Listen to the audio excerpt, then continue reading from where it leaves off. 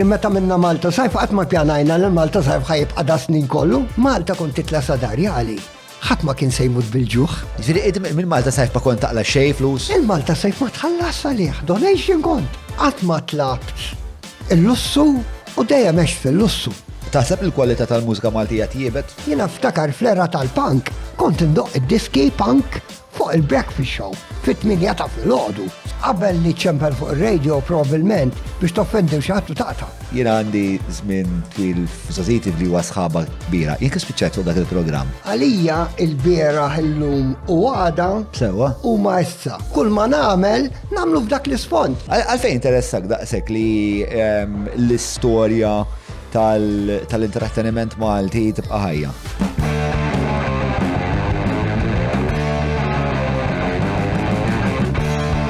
Bil-telefon najdu kemm għal-buzz Min wahda neħibu t-nejn Ma nifmux dwar x'qadrednu Nistaqsu kif u x'fatta u fejn Il-Malta Staġġar! Il-Malta Staġġar! Mela, tlaqna? Merba ħbieb tal-podcast Malta Għawdex kemuna l-minnu. Illum fl-studio miħaj għandi l-Alfi Fabri, Bobo għala biba, Bobo we're shooting.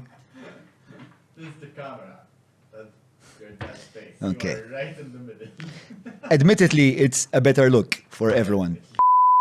Fil-studio miħalna l-Alfi Fabri li ovvjament xandar li lu ħafna u ħafna fl-industrija, aktar minnek Alfi għandu imħabba l-mużika kemm lokali, internazzjonali, fil-fat ħanetħattu ħafna anka fuq il-mużika taljana, fuq l-istorja ta' Paċville, ovvjament ħanetħattu dwar kif issawwar il-festival Malta Sajf, ħadkem kol fuq id-drogi, l-ħsieb tiegħu anka fuq il-leġislazzjoni tal-marijuana preżenti u ħafna ħwejjeġ interessanti oħra bla dubju Alfi huwa bniedem li dwar l-istorja ta' tiswir kulturali partikolarment dak tal-mużika Maltija jaf ħafna u beħsibni dak il-moħħ nesploraħ kemm niflaħ qabel ma nibda infakkarkom illi hemm qatt ta' kumpaniji li jgħinu dan il-podcast biex ikompli jsir u jittellaw għal daqstant aħna nirrakkomandaw li intom tagħmlu użu mis-servizzi u prodotti ta' dawn l-azzjendi li huma s-sisien finanzjarju ta' dan il-podcast. Dawn l-azzjendi huma fil-fatt il-Hungry Hippie, il-Vinja Capricci ta' Abram li provdulna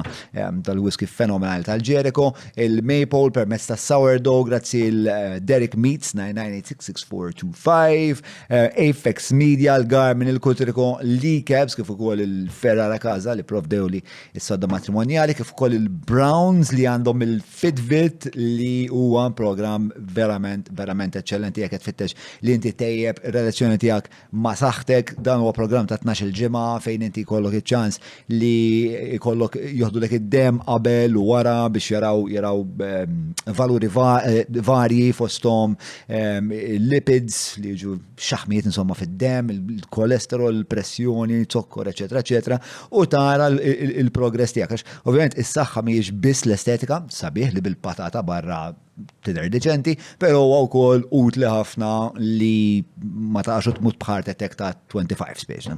Aktar minn hekk nixtieq nirringrazzja ovvjament dejjem u mill-qalb il-Patreons li huma ir-ruħ u s-sinsla ta' dan il-podcast. Jekk tabbonaw, jekk tissottoskrivu, tissieħbu mal-iskaluna tal-istilel per eżempju, tistgħu intom ukoll issaqsu fil-stazzjoni tal-patruni jistaqsu lil-mistiedna tagħna dak li huwa għal qalbkom u anka tkunu hawnhekk preżenti fl-istudju dan kollu għal 5 euro fix-xahar li huma għasnaf xi xib 5 euro fix-xahar.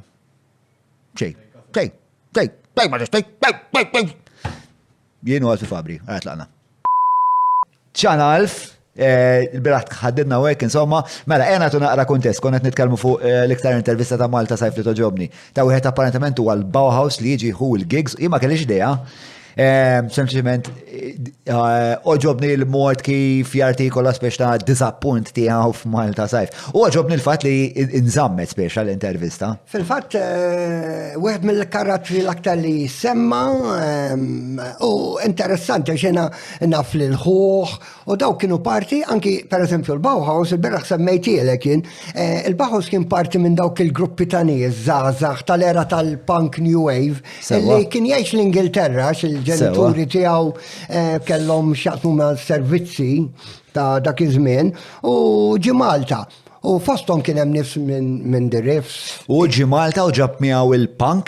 Ma kellu xeħta ta' punk, imma bil-qmis hemmhekk. Però kien punk rock, garantilek li kien punk rocker, kien karattru ħelu ħafna u kristallizza fuq il-Malta sajf. U għalfej il-Bauhaus?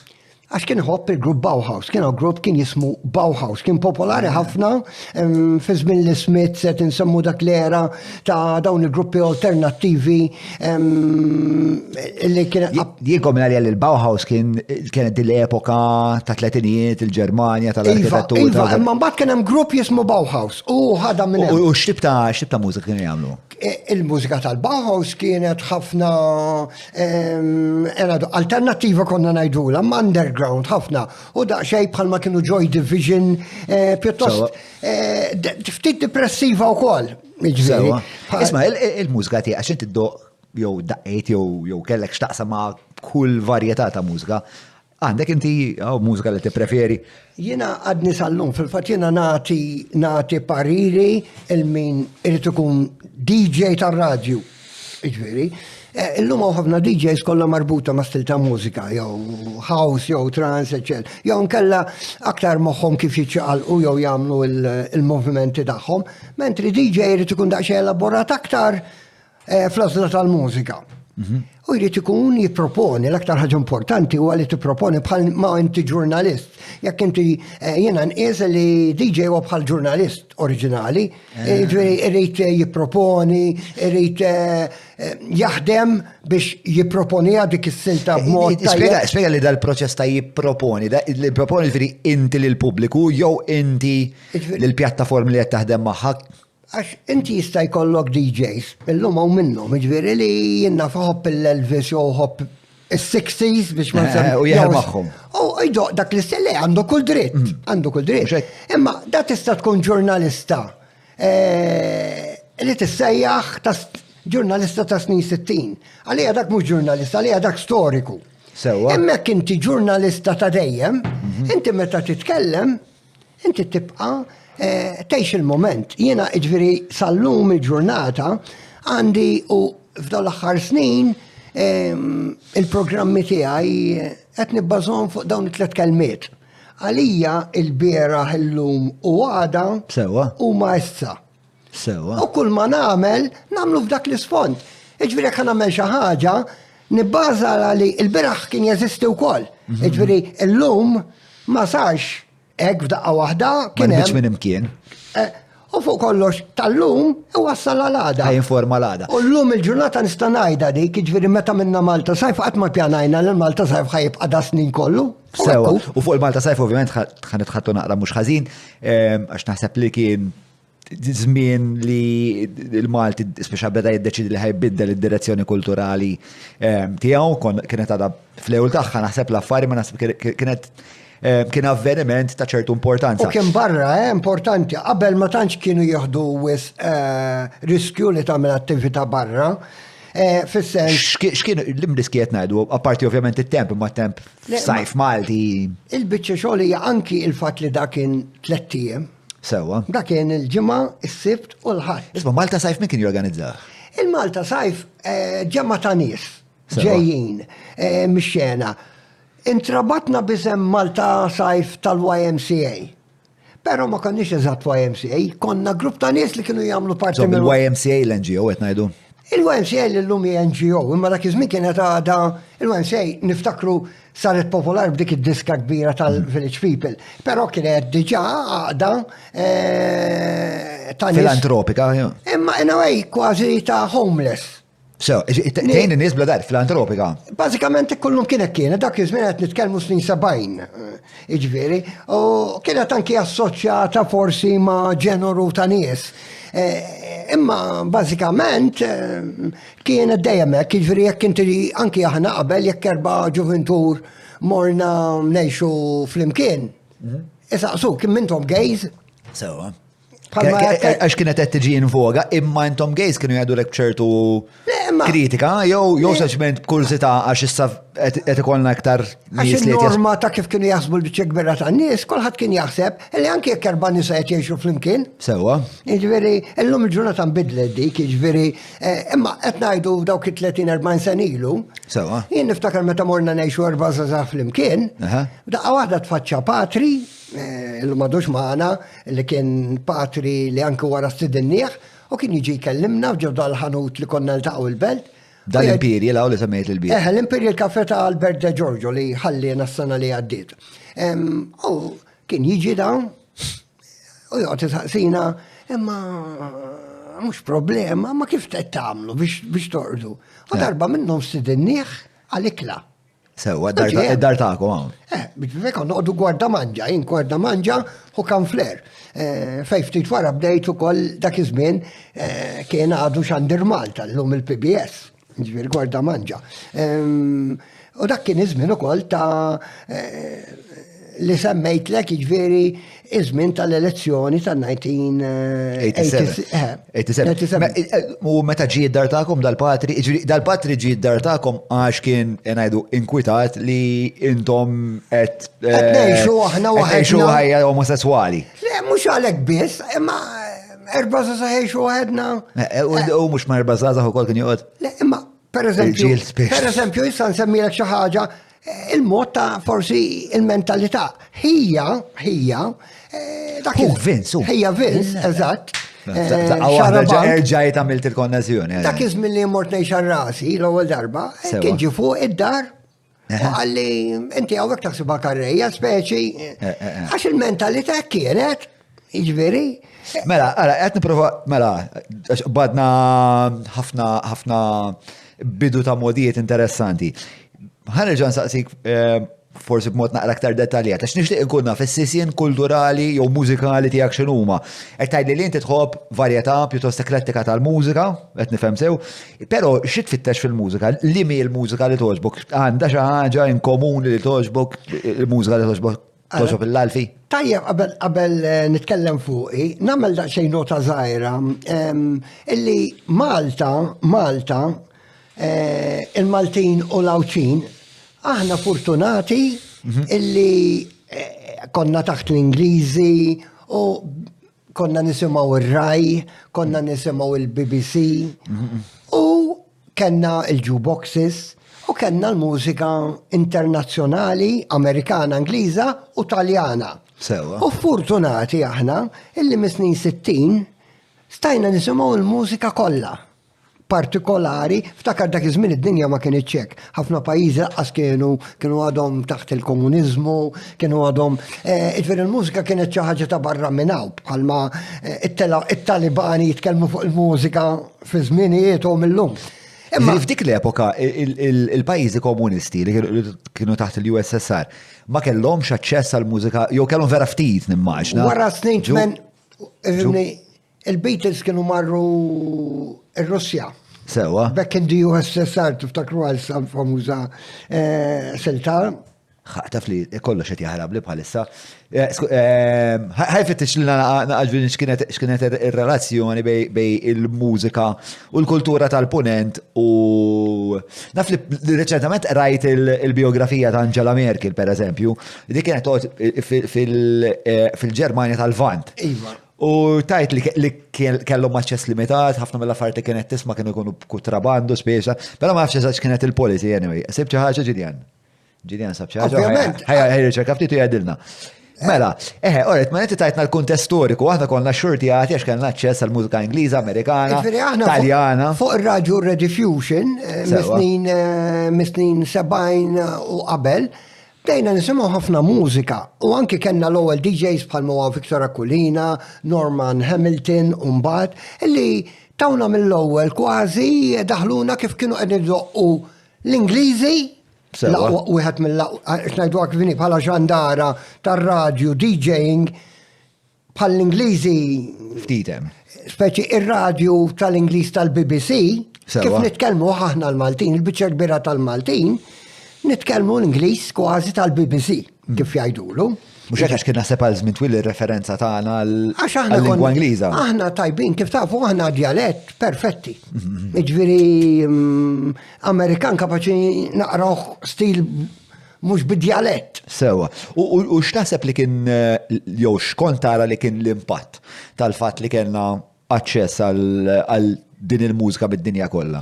Ara, il-fatt għatlek, aħna kellna del-kumpanija Rediffusion li kienet kważi Ingliża viċin il-BBC li kien l-aqwa xandir li tista' timmaġina f'dik l-era u aħna ħadna kollox, assorbejna kollox. Imma ukoll kellna plaż kbira li kellna l-aqwa mużika, l-aqwa kanzunetta li qatt tista' tieħu. Għat-Taljani ħadd ma jerbħilhom.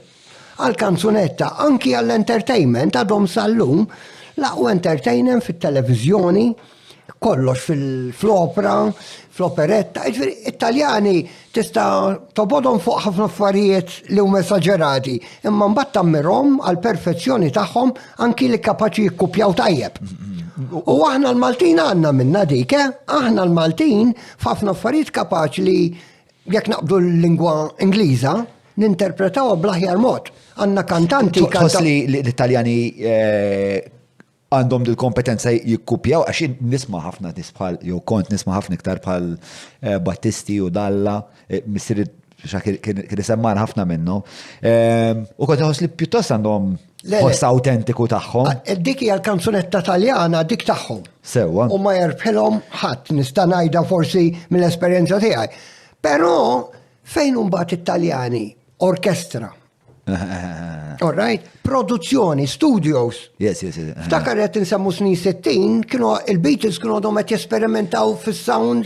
Qabel is-sound ma kienx xi ħaġa prinċipali, kienu ftit li bdew jagħmluha fil-Spectre, Beach Boys daw tipo ta' gruppi mbaġġi il-Beatles u bdejna naraw il-produzzjonijiet li bdiet tagħmel. Italjani kienu diġà jagħmluha, jiġifieri Italjani tal-produzzjoni ta' snin 70 u nsemmu daw il-kbar kif semmejt int Lucio Battisti, ara il-Mugol li kien jiktiblu il-lirika, u mbagħad ara l-produzzjoni. Jiġifieri għalhekk tara mill-Palk ta' Sanremo ġol studios kienu jirrikordjaw produzzjonijiet bellezza, ġifieri tisma' diski Taljani ta' snin 60, tipparagonhom mal-ħoss ta' snin Ingliż, laqqas jibdew. U mbagħad għandek ftit wara bdiet il-Ġermanja tagħmel productions tajbin. Li tinsaqsik fuq Rediffusion, mela, semmejta f'sentenza waħda, Rediffusion kienet kumpanija Ingliża li kienet rib il-BBC. Għal minnu mhux familjari bir-Rediffusion, jien pereżempju għadna niftakar in-nanna li n-nannu tajlu itfir Rediffusion minn kelli jkun qed jisimgħu il-Live FM pereżempju, għalihom kien xorta ir-Rediffusion. Tista' tispjega ir-Rediffusion x'kien? U forsi tajdli naqra il-valur storiku wkoll forsi x'inhu kif kien jopera, x'kien il-kontenut. Tajjeb li ngħidu li kien bil-fil, jiġifier bil-cable, kien bil-wires. Inti kont għall-ewwel kien aktar. Ġifieri mhux bil-wave ikollok cable bħal manna l-cable television jidħolok direttament. Eżatt, hekk kien flok cable fil-fatt meta il-żmien għahin semmejt il-kelma cable mir-Rediffusion switch A u B. All right? By 1978 minn għalija late 70, snin tal-aħħar ta' snin 70, minn flok Rediffusion, qabel kien jgħid dan huwa Rediffusion, hekk kienu jitkellmu, jiġifieri, jew the Rediffusion Network, kienu għax kien ikun hemm l-announcer tippreżenta bej kollegament, kienu jagħmlu l-aħbarijiet tal-BBC, kienu jingħaqdu magħhom. Kien hemm anki xandira minn Londra. Il-Rediffusion kien xandar Malta biss? Il-Rediffusion ta' Malta, le, kien hemm Rediffusion barra. Ma l-kolonji kollha, jew ma ħafna mill-kolonji Ingliżi. Probabilment, ftakar Mela anki- ċekjalna waħda dik ukoll. Probabilment anki f'pajjiżi bħal l-Afrika t'isfel, fejn kien hemm l-Ingliżi. kien Il-preżenza ikun hemm- tagħhom. U meta tajt kienu jagħmlu xandira minn Londra. It was cable radio, bħalma kien Berlusconi beda bil-cable l-Italja, television. Sewa. Umbat għaleb għal-licenzi. Sewa. U tajjeb li ngħidu li f'Malta kenna fil-70s, fi żmien li beda Radio Malta, Sewa. wara li kien hemm Radio Malta 1, Radio Malta 2 u Radio Malta 3 li kien anki ixandar bit-Taljan. Sewa, qabel ma naslu għal dik l-epoka, nixtieq nistaqsina iktar fuq ir-Rediffusion. Mela, da Rediffusion qed tgħid li kien ixandar minn Londra, ġifieri ir-Rediffusion kellhom Rediffusion kien ixandar minn Malta. minn Malta ma kellu wkoll kontenut minn Londra u Kienet kumpanija. Allura apparat kienu jxandru relays tal, kienu jibatulhom programmi minn. Jekk kollok it-tieni idea, pereżempju tgħidli ġurnata fil-ħajja tar-Rediffusion. Biex għagu jinxalt ir-Rediffusion fil-ħodu Rediffusion A. Xkont nisma? Normalment, issajna ħansemmilek is-snin 70. Sewa li niftakar sew jien. Eżatt. Jien niftakar fil-ħodu għamel żmien kien jippreżenta l-breakfast show Norman Hamilton. Sewa. Iġveri. Norman Hamilton kien jilu. Għax Norman Hamilton kien beda mal-BFBS, mal-istazzjon tal-Forzi Ingliżi. Kien jaħdem anke Londra, kellu kull-jom Hamilton, u jgħid Norman Hamilton jgħid li għax wieħed mill-managers li kien hemm ir-Rediffusion kien Hamilton Hill. Sewa. U meta kien applika ma kienx intażel dak iż-żmien u kien qallu li one Hamilton. U mbagħad kellu jitlaqu u daħal Norman. Right, okay. Imma qed ngħidlek hekk jiġifieri ir-Rediffusion fil-ħodu kien ikun normalment fil-ħodu normalment kien ikun hemm l-ewwel il-programmi anke l-aħbarijiet ma kienu hemm l-aħbarijiet tas-seba fil-qosor, aħbarijiet sportivi. Mbagħad mużika. Kien hemm żmien meta Norman kien spiċċa ukoll għax kien beda Radio Malta, Norman kien mar Radio Malta, wara dawk il-programmi kienu jippreżentaw kważi żewġ DJs fil-ħodu.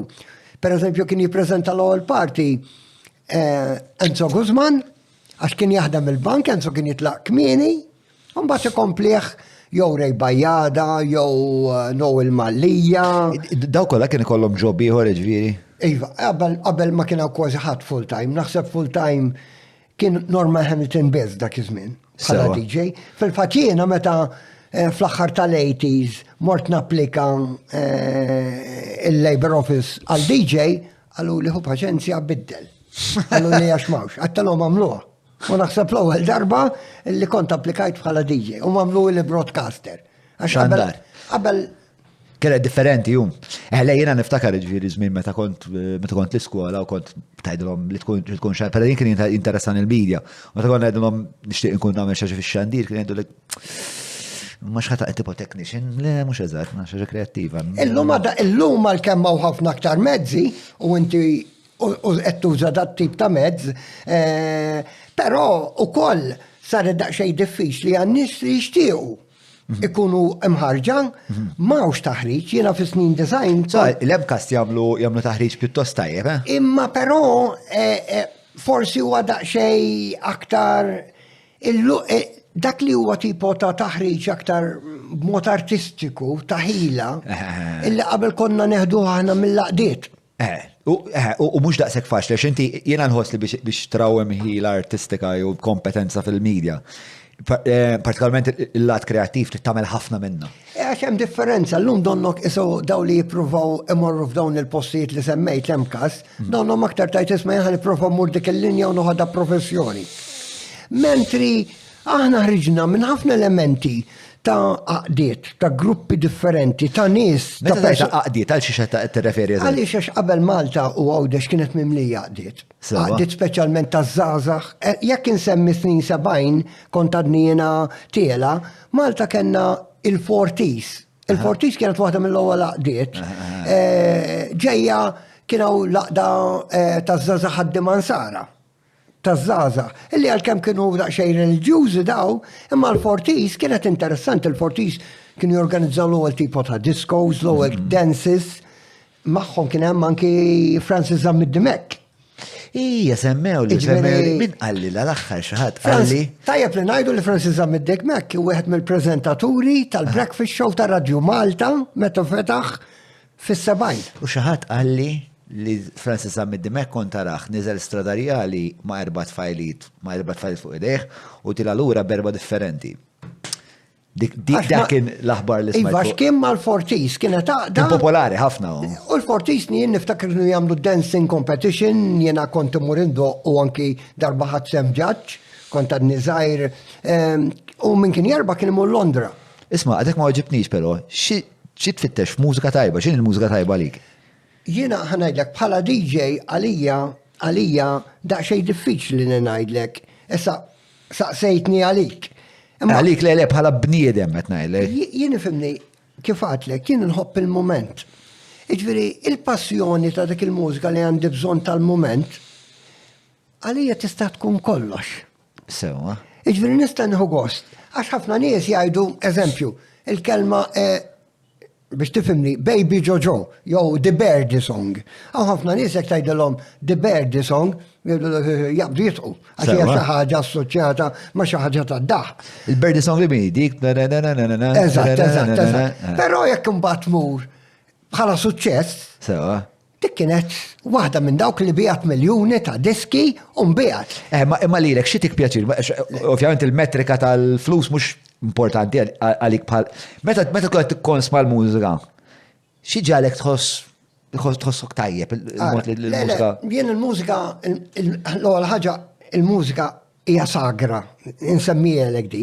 Il-mużika lina isna qed nitolbu lil qaddis tagħna, jipproteġina fejn għandna bżonn. Għalhekk aħna il-ġenerazzjoni tagħna l-mużika ħarisna lejha b'mod aktar importanti fil-ħajja u bnejna anki l-atmosfera ta' madwarna, aħna bnejna l-affarijiet il-konċerti, jekk kien paċi fuq dawn l-idejat, fuq dak li kien diġà hemm barra, kif se nġibuh Malta. U dawn semmi nies li forsi uħut minnhom ma domx magħna, jiena niftakar il-Lugo, joħlom x'ħajamel bin-night clubbing. Ugo speċjali iż-żmien kellu jbidlu. Iġveri Ugo kellu l-idejat x'jagħmel li niftakar l-idea li jagħmel. Xi żmien qed ngħidu li kont tafu l-Lugo ġifieri? Late 80s, dak iż-żmien meta konna nibdew Paċivil. Paċivil li kien ilu hemm jibdejt indoq Paċivil 1980, ma dak iż-żmien triq waħda biss kien. U Ugo l-rwol tiegħu f'dak il-bidu x'kien? Le Ugo kien għadu pjuttost żgħir, konna għadna żgħażagħ ħana missieru kien involut fil-business. U konna niltaqgħu bħala ħbieb, imma peress li missieru kellu xi ħaġa konnessjoni minn hemm u bedew jgħidu l-ewwel jagħmlu restaurant. U mbagħad bdew niftħu klab. Ftakar qabel ma kienx hemm klabs Paċivil. Kull ma kien hemm il-BJs. Il-Punch Bowl? Dakka kien, imma ftakar daw kienu aktar postijiet ta' divertiment ta' żmien l-Ingliżi. Qed ngħidu li madwar Paċivil u Pembroke daw kienu kollha żona tal-forzi Ingliżi. Hemmhekk kienu joqogħdu n-nies, il-Villa Rosa, għalhekk kien kważi parti li jaqqat ma' turizmu ta' dak iż-żmien, illi jekk kellna t-turizmu Ingliż b'saħħtu wkoll dak iż-żmien. U l-BJs kien l-ewwel klabb?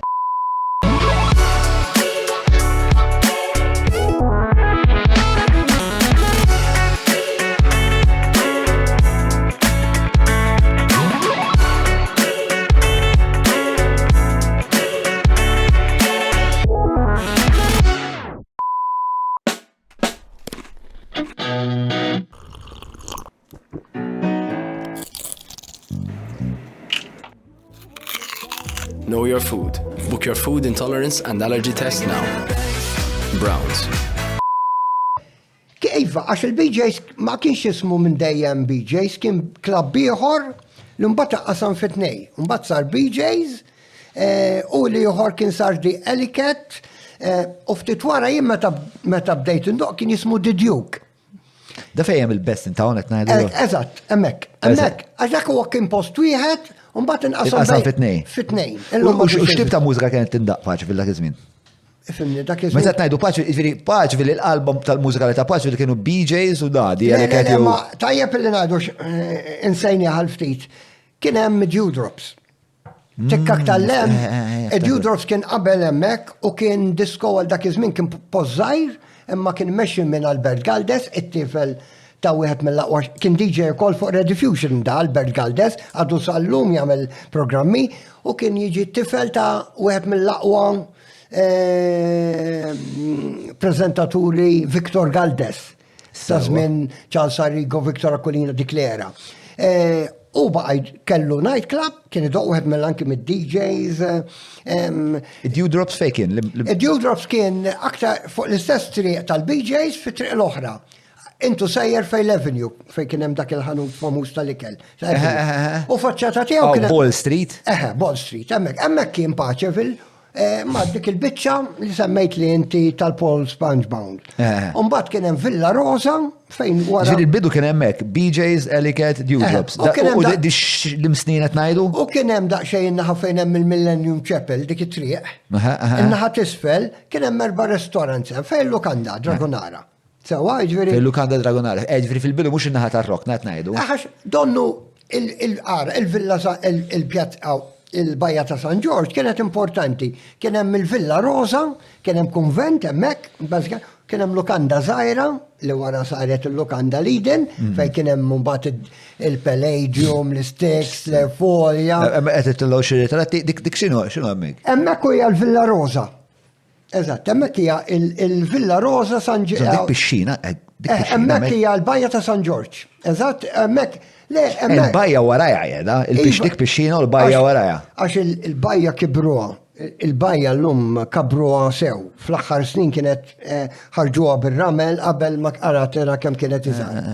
Allura l-lum kibret, imma l-Villa Rosa għadhem inbidlet u idiliku, elpu għest ġifiri jidher sabiħ.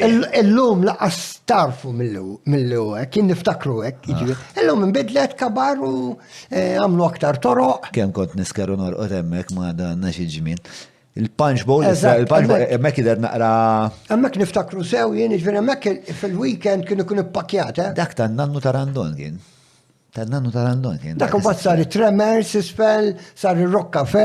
Jiena r-Rock Cafe niftakru, it-Tremors ma' ġembu kien. U jiena bi pjaċir ngħid wieħed mill-aħjar l-aħħar l-aqwa żmien li niftakar xi 12-13 sena ilu ta' Paċeville qabel għalija imbidel jew għal-inqas mar fi triq oħra. Kien fejn il-Paul Punchbound. Qed titellaħħom daw? Da x'inhu? Hemmhekk jagħtu il-Hilton ovvjament qed naraw il-Perkaċ, il-Malta Hilton fejn hemm il-Lokanda dik għadhem quddiem. Ġifieri hemmhekk dik sekonda. Orjentani ftit, hemmhekk illum il-ġurnata x'hemm minfloga? Kważi l-istess irrenovata l-Lokanda, jiġifieri, imma qudiemu hemm l-Sky. Imma dak il-Hilton. Id-Dragonara fejn tiġi ġifieri?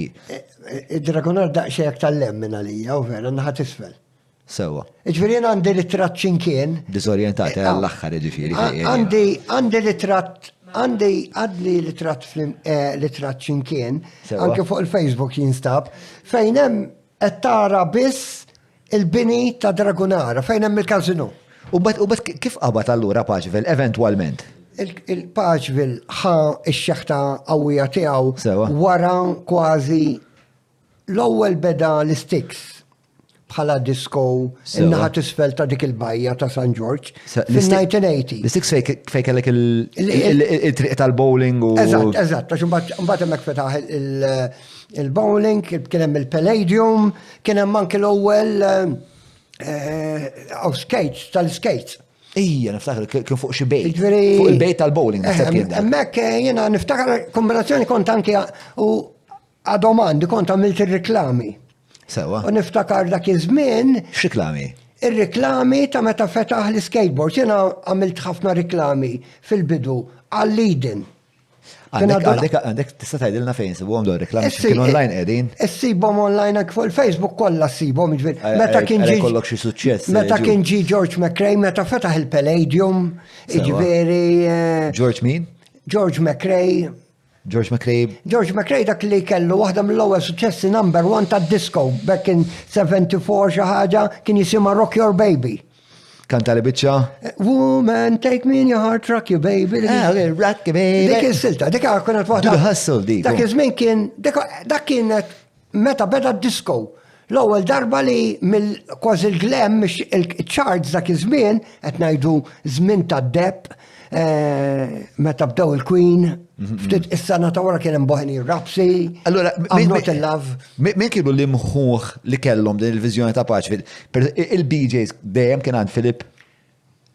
Ara, Filip tajjeb li ngħidu, xinna fusew il-Filip, għax aħna anke organizzajna, għax minn Malta Sajf kien ħareġ festival ieħor kien jismu Rockabuzz. Sewa? Illi sar sena wara dak ta' l-87. Sewa? Sena wara jien ma għamilx il-Malta Sajf, għamilt Rockabuzz li kien sar il-awra il-monument ta' Kennedy. Kennedy Grove. Emmek, għamnek fuq il-palk, iġveri, kien hemm trikkas u kien interessanti.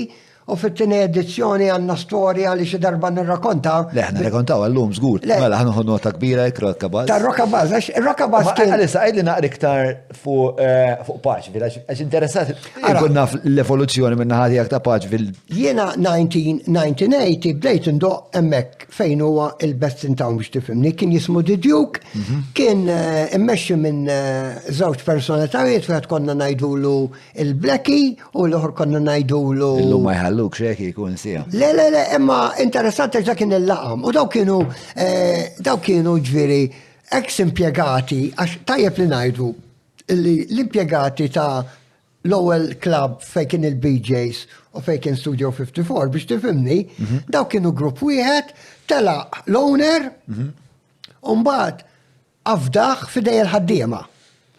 U ddeċidew wieħed jiftħu disco Sewa. u l-ieħor jiftħu restaurant u live music li kien Filip. Okay. Issa Filip kellu diġà night club ieħor kien imexxi night club li għamel ftit żmien kien jismu Plants u dan kien Baħar Iċċaq. Sewa. Kien ħottax kien anki fl-aħbarijiet, issibhom anki f'cuttings fil-gazzetti, kien ingħala wara rejd. Kien ħot ħabba drogi?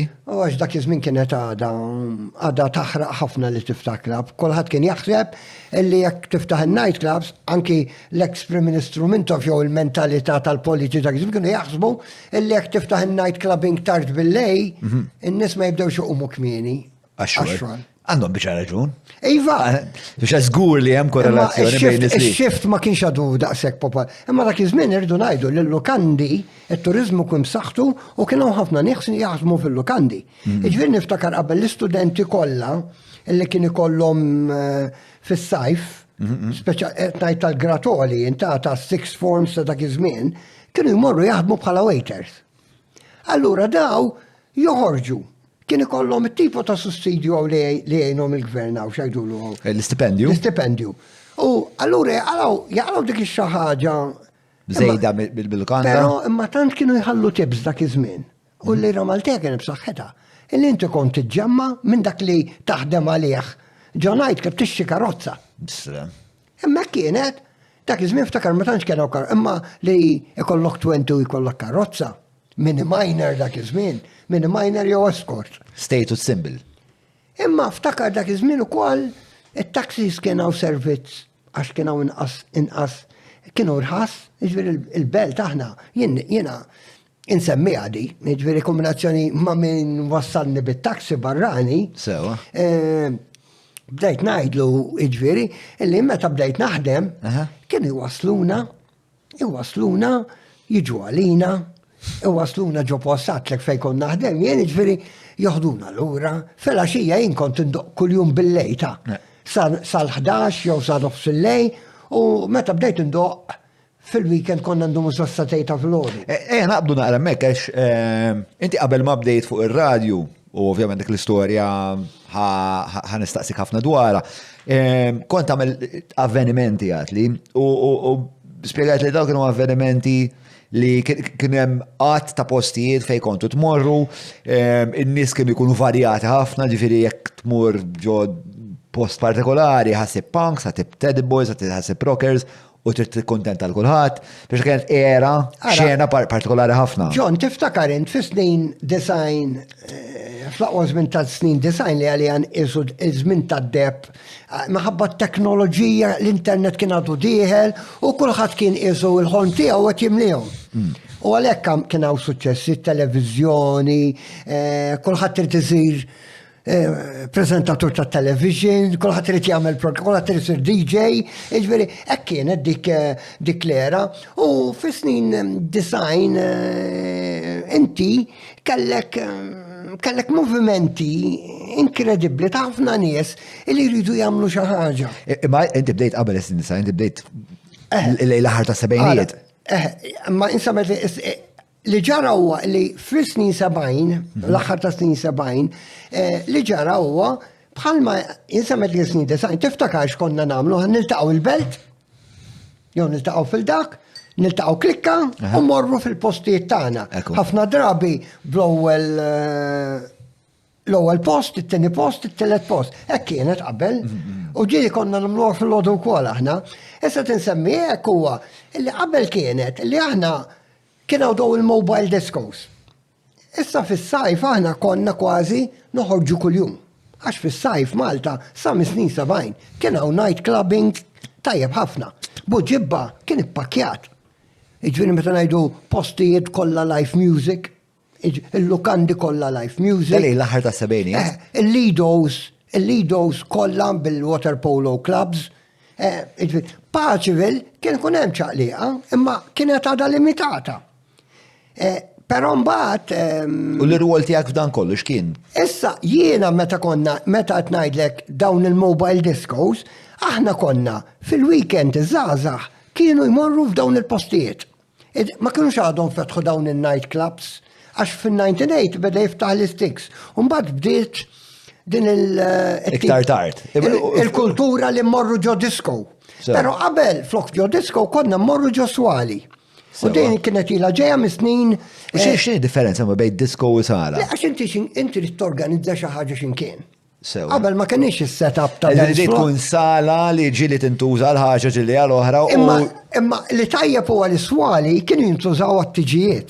Sewa. U per eżempju waħda mill-aktar postijiet, żewġ postijiet l-aktar li jissemmew bħala l-ewwel tipo ta' swali kienu l-Fenicia, li hija ballroom, u il-Palace Ballroom, illi dik kienu ballroom. Il-Palace Ballroom li mwada. Il-ballroom qiegħda raħal ġdejt intu sejjer li ħartarxin. Ok. Eżatt f'dak is-salib sejjer dik in-naħa ta' ħartarxin fejn hemm anke l-tempi.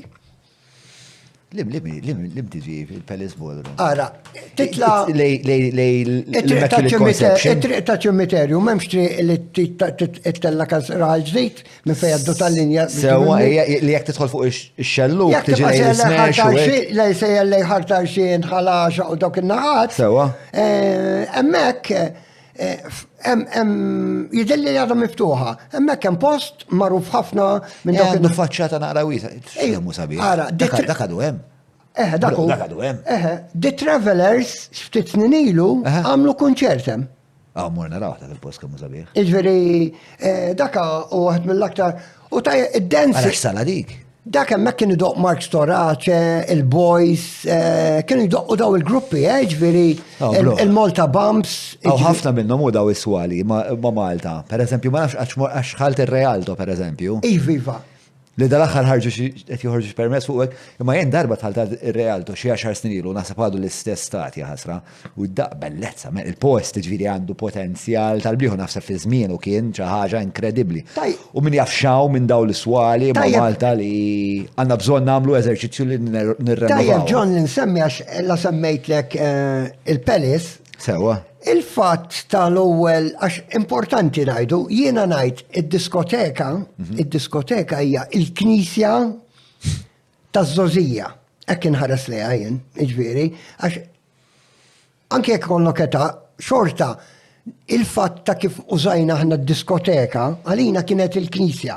Aħna konna morru hemm nagħmlu jekk inti rocker tilbesta rocker, jekk inti kienet dik li tiltaqa' maħbib ġodda, tesprimi ruħek, toħod diski miegħek, iġifieri qed ngħidlek. U l-Knisja inti tista' tagħmel qudiesa fuq il-fosos. Però mhix il-Knisja bħal meta inti tidħol ġo tempju. Sewa. U t-tempju biex tifhimniek, it-tempju ta' divertiment ta' żożija għalija d-diskoteka. U d-dance floor hija importanti ħafna. Għaliex il-BJs kien jispikka. Il-fatt li tinżel isfel, that's make it underground. Which Okay. may. U aħna bil-lej infittxu għadik. Bil-Malt illum X'infittxu bil-lej? infittxu li morru daqxie underground. Għalfej taħseb l-infittxu Le, morru. għax irridu immorru, irridu X'qed naħbu, qed naħbu xi ħaġa. Ħafna drabi inti bħal meta tittiħu dok tittiħu xi ħaġa li tikkik. Nużaw il-kelma titlaħaj. Sewa. Però meta inti trid tagħmel xi ħaġa illi mhijiex in-norma, anzi hija xi ħaġa li toħgos tagħmilha man-nies tal-istil tiegħek, Sewa. inti tagħmel undergroundi. Sewa. Kollox kważi jinħem underground, anke forn biex tifhimni, u l-istess ħaġa inħarsu leha aħna, però aħna Zinti kont tara dal-element kważi ritualistiku li kollha niżlin taħt l-art biex nipparteċipaw Imma fil-quddiesa. jagħmel sens. Jagħmel ħafna sens, le, Kif verament. id-diskos telaw dritti bdew imutu. Sewa. Iġveri għamel, per eżempju tara semmi il-dewdrops, kellu dance floor tinżel it-taraċ. L-sticks, kellu dance floor tinżel it-taraċ. Iġveri, ektarom daw, fil-fat inti kont Parti tara. mill-proċess. Anke aħna d-DJs kon kif se nizlu n-nies li dance floor. Allora konna nafu li jekk id-doq dik id-diska, in-nies jinżlu li dance floor. Anke l-fatt illi jekk inti ma tix tisfen, jinnafet fit-tex biex taqbad ma tfajla, jew Bil-kontra. viċi-versa. Bażikament, inti X'taħseb li jipperswad in-nies biex jinżlu fuq id-dance floor? ħafna drabi ifimni isek kollox hekk biex tagħmel xi ħaġa kultant anke biex tindirizza għandek bżonn titla' fuq il-pulftu.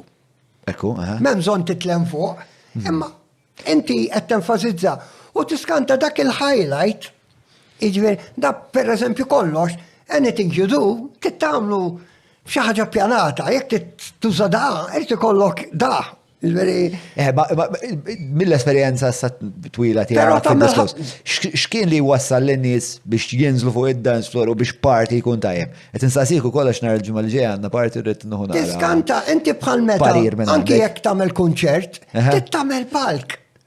U l-palk maħx titħossok komdu illi hemmhekk inti qed wassal dik xi ħaġa daqsxejn elevata lill-udjenza ta' quddiemek. Jekk tagħmel palk, jekk ma tagħmilx palk u tagħmel forsi platform u n-nies qegħdin madwarek, ukoll dik id-daqsxejn diġà televak. Ifhimni bħal meta ngħidu jien nħobb il-palk ifisser il-palk. Ma jfissirx li tirrexta huwa l-palk. Fil-fatt l-atmosfera tbiddel kollox. Anki jekk ngħidu ċinema. Ifhem, anke għax l-ewwel inti bdejt tagħmel din l-analogija tal-qudiesa u tal-Knisja hija l-istess, u inti meta tidħol il-Knisja inti tħares lejn l-artal huwa l-palk, inti taf bħala udjenza fil-Knisja trid tħares lejn l-artal, is-saċerdot huwa id-DJ, il-protagonist jagħmlu li trid u inti qed timxi wara dak li qed Jiena nimmaġina li anke podcast, eżempju, tittamela fuq il-net kważi, issa tgħidla ma tistax tagħmilha fuq film. Sewa. Però donnu il-net hija il-pjattaforma għalija u jekk tipprova tagħmilha fuq ir-radju ma taħdimx. Le naħseb tkun. Għax ir-radju huwa mhux viżiv. Sewa. Jekk wara, għax jekk jsir television, mhux se jibqa' għax kif tmur fuq it-television marbut mat-tabu u mar-regolamenti li saru għat-television. Thank God għall-internet m'hemmx. Kif tħares lejha inti l-evoluzzjoni tal-internet għal-medja? Jiena fil-fatt di semmejtielek, jiena Malta sajf, issa jien kont fih, però inħossu destin illi aħna spiċċajna fih. Jiena inħoss illi di l-idea tal-YouTube tal-lum, jiena l-internet sakemm tħallġu fih, pjuttost tħalt minn meta beda l-Facebook. Sewa. Però isni, Peress li kont mill-bidunet, miena minn meta kont żgħir nikkollezzjona l-affarijiet, ritratti, filmati, minn meta beda l-video bdejt niġbor il-videos. Anki minn meta bdejt fuq television, hemm programmi li ħadd ma għandu, imma jien kont nirrekordjahom, kien nirrekordjahom missieri d-dar jew nirrekordjahom u nżommhom. Illum mitqlu deb u ħadd ma għandhom. Ġiri dar għandek librerija? Ovvja. U hija elenkata. Minnhom qegħdin fuq sibhom jew fuq Facebook jew fuq iċ-channel tiegħi jew tajthom minn jiena qassam il-materjali ġifieri nies li ikolli tal-mużika għandi recordings tal-ewwel Malta Sajf. Ġifieri fuq u hemm William. L-ewwel Malta Sajf għat li ma kienx 83. Le ma rekordjat video, imma rekordjat audio. Okay. Hemm il-gruppi kantaw, ġifieri għandek ħafna artisti minn Mike Spiteri, you name it. Il-kontettaj li fuq l-internet, x'taħseb, però qabel ma nħu dak il-komment fuq il-ħsib tiegħek fuq l-internet, Ġuli naf li kellek saqsejnik tagħmel biex tgħid riċerka. Mela, l-ewwel tweġiba dwar speċjal relazzjoni tal-pop culture tal-ponent mal-blok komunist. Dan l-artiklu minn Smithsonian Magazine, when rock was banned in the Soviet Union, teens took to bootleg recordings on X-rays. Eżatt. Mela, u għek hemm miktub, mela. As the Cold War picked up in the years, kabar ftiġu. As the Cold War picked up in the years after World War II, the Soviet Union clamped down on any music or art coming out of the West that officials deemed decadent or culturally corruptive. But despite the lockdown, a subculture of Soviet teens called the Stilyagi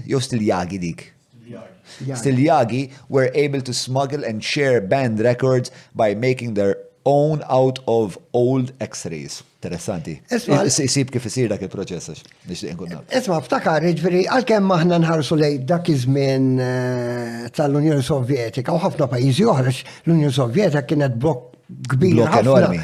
Enormi. Li qed testendi sal-Ġermanja, pereżempju. Però insemmu il-gruppi rock għaddew minna, ġifieri meta beda rock music kien hemm grupp ta' nies li kienu jagħmlu imxajtna.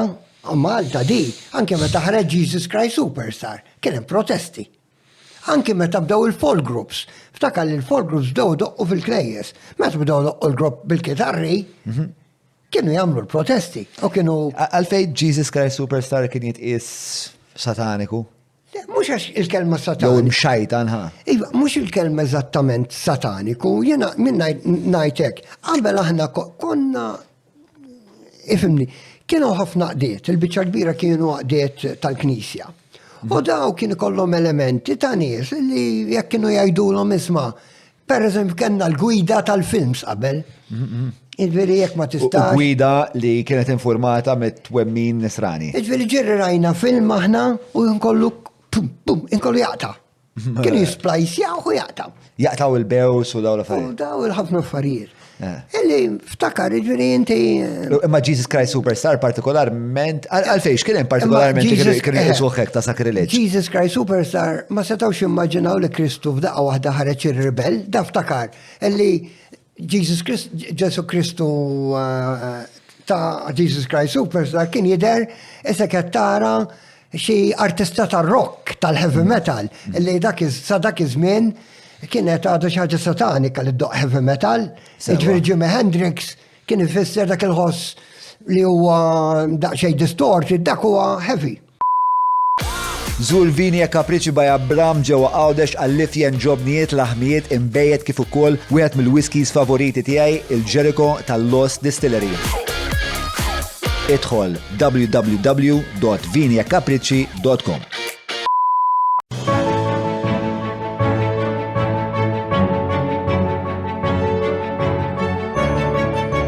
Il-ħobża tal-Malti, il-ħobża tal-Maltin, minant il-Maypole. Mela, ġu, trid nara update fuq Gainsberg, jekk kienx effettivament, jew jekk kienx nimalfa maħta xej, fuq il-vinyl li jisir X-ray. Mela, at the time, vinyl, like many other materials, was scarce and difficult to get a hold of in stores and markets. But the Stilyagi stumbled upon a cheap and plentiful source of vinyl, old X-rays from hospitals. Hawnhekk qed tissemmi di id-data qed taqra naħseb 60s. Ma nafx l-epoka eżatt. Wara l-gwerra. Għax tajjeb illi ngħidu, u għaw xi pajjiżi baqgħu jużawha riċentamenti li dak iż-żmien kien hawn it-tapes, u kien hawn uħud li kien ikollhom tape recorder. Sewa. Stajt tirrekordja u peress li tape stajt taddieħ. Tagħmlu ma' xugaman, per eżempju. Iġveri, minn arrijaw, bat id-dawru int, iġveri dik konna nagħmluha. Nasbok spiega naqra l-proċess. Imma mbagħad ħarġu l-kazett, kif ħarġu l-kazett, dil-problema bdiet tittaffa. Is-solvit. While the vinyl sheets used to print X-rays were much flimsier than records, bootleggers trying to find ways of sharing new music realized that they could make cheap copies using standard wax disc cutters to duplicate smuggled records. Ġifiri, għaddi ma fimx eżatt ma naħseb li kien jiġri huwa li kienu jagħmlu joħroġ print minn fuq il-vinyl l-nifsu u mbagħad jaqbdu l-X-rays U jipprintjawhom għalihom. u jagħmlu vinyl cutting fuq Għal dak iż-żmien konnu ngħidulhom bootlegs aħna. U il-vinyl l-X-ray film, dak minn xiex magħmul. Le, fimni, ta' tajt, ħanajdlek, il-materjal ta' matul is-snin varja. Hemm tipo ta' plastik, il-lum, fil-fatt għalhekk baqgħet dejjem tqum il-flus, għalhekk baqgħet expensive. Ma l-X-ray film huwa magħmul minn gelatin covered polyester base. Ma isma' għaw Mark, inti tista' tkompli ma' Mark jekk trid. Ħajkompli hu, alright? Issa, ma kien hemm iktar mistoqsijiet. Għalfej Jesus Christ Superstar kien jitqies imxajtan u Ġuli għandek xi tweġibiet jew tihom Ftit ċans anzi. Alright, u Gainsberg, ta' kien nfakrek. Mela, fej konna qegħdin. Mela, konna nitkellmu anke fuq il-bootlegs, eċetera. Tajjeb li kien hemm ħafna sorsi differenti. Kien hemm apparti il-violin tajjeb li ngħidu li apparti il-45, il-33, kien hawn anki oħrajn ta' ċertu daqs iżgħar u kien hawn kbar. L-ewwel fil-bidu it-tape recorders, ir-reels, dawka sa ċertu snin ma kienu għadhom diffiċli ġifieri. Allura il-programmi li kienu jxandru anke Rediffusion kienu jirrikurjaw fuq diski kbar. Per eżempju l-speech tal-Prim Ministru jew tal-President. Jibgħatu id-doqqu lilu. Qed ngħidu vinyl kbir. Allura x'kienu jagħmlu l-BBC kienu jaqbdu per eżempju programm, jitfgħu fuq diska u mbagħad jibgħatuh. Imma mbagħad beda recorders, meta bdew jiġew għax anke recorders għall-ewwel kienu xi ħaġa li ma tużhomx. Iġveri, dal-istess bħall-ewwel video recorders, għadni niftakar il-PBS, iġveri TVM, MTV, għax tajjeb li ngħidu l-MTV għaw Malta beda, Malta Television, mbagħad ikkopjawna il-Music Television. Na overstatement ma wija naċċettawa fakit. Mela, ismani, naqbdu, ħankob naqlam il-biografija tiegħek, għax jien naħseb naqbu il-biografija tiegħek u nimxu ma dik il-modija niskopru ħafna momenti oħrajn storiċi. Mela inti minn daw l-avvenimenti li spiegajt li kienu jisiru kullum kienu li inti kont iddur ħafna daw swali. Umbat, l-ewwel mort fil-radju jew mort fil-diskos? Fil-diskos l-ewwel. Ġifieri l-ewwel kellek il-moment ta' swali u mbagħad il-moment ta' diskos. Sewwa. Għatlek jiġifieri immaġina inti fis-sajf kważi kuljum konna ndoqqu fil-għaxija u kmieni da. Mbagħad konna mmorru f'xi night clubs qed ngħidlek Buġibba kien hemm, jiġifieri by 98 bdejt indoq fin-night clubs jien. Paċeville, mbagħad Buġibba, mbagħad bdejt xi ħaġa xi ftit anki il-Għawdex. Għawdex 1980, għaxina beda bdejt radio, waħda mill-esperienzi ta' deb kienet li konna morna minna ġimma inxandru programmi minn hemm live. Minn Għawdex. U għet ngħidlek għal dak iż-żmien it was a big thing, bil-Q in-nies biex jiġu jarawna biex jitolbu ndoqqolhom diska. U fejn kontu tarmaw?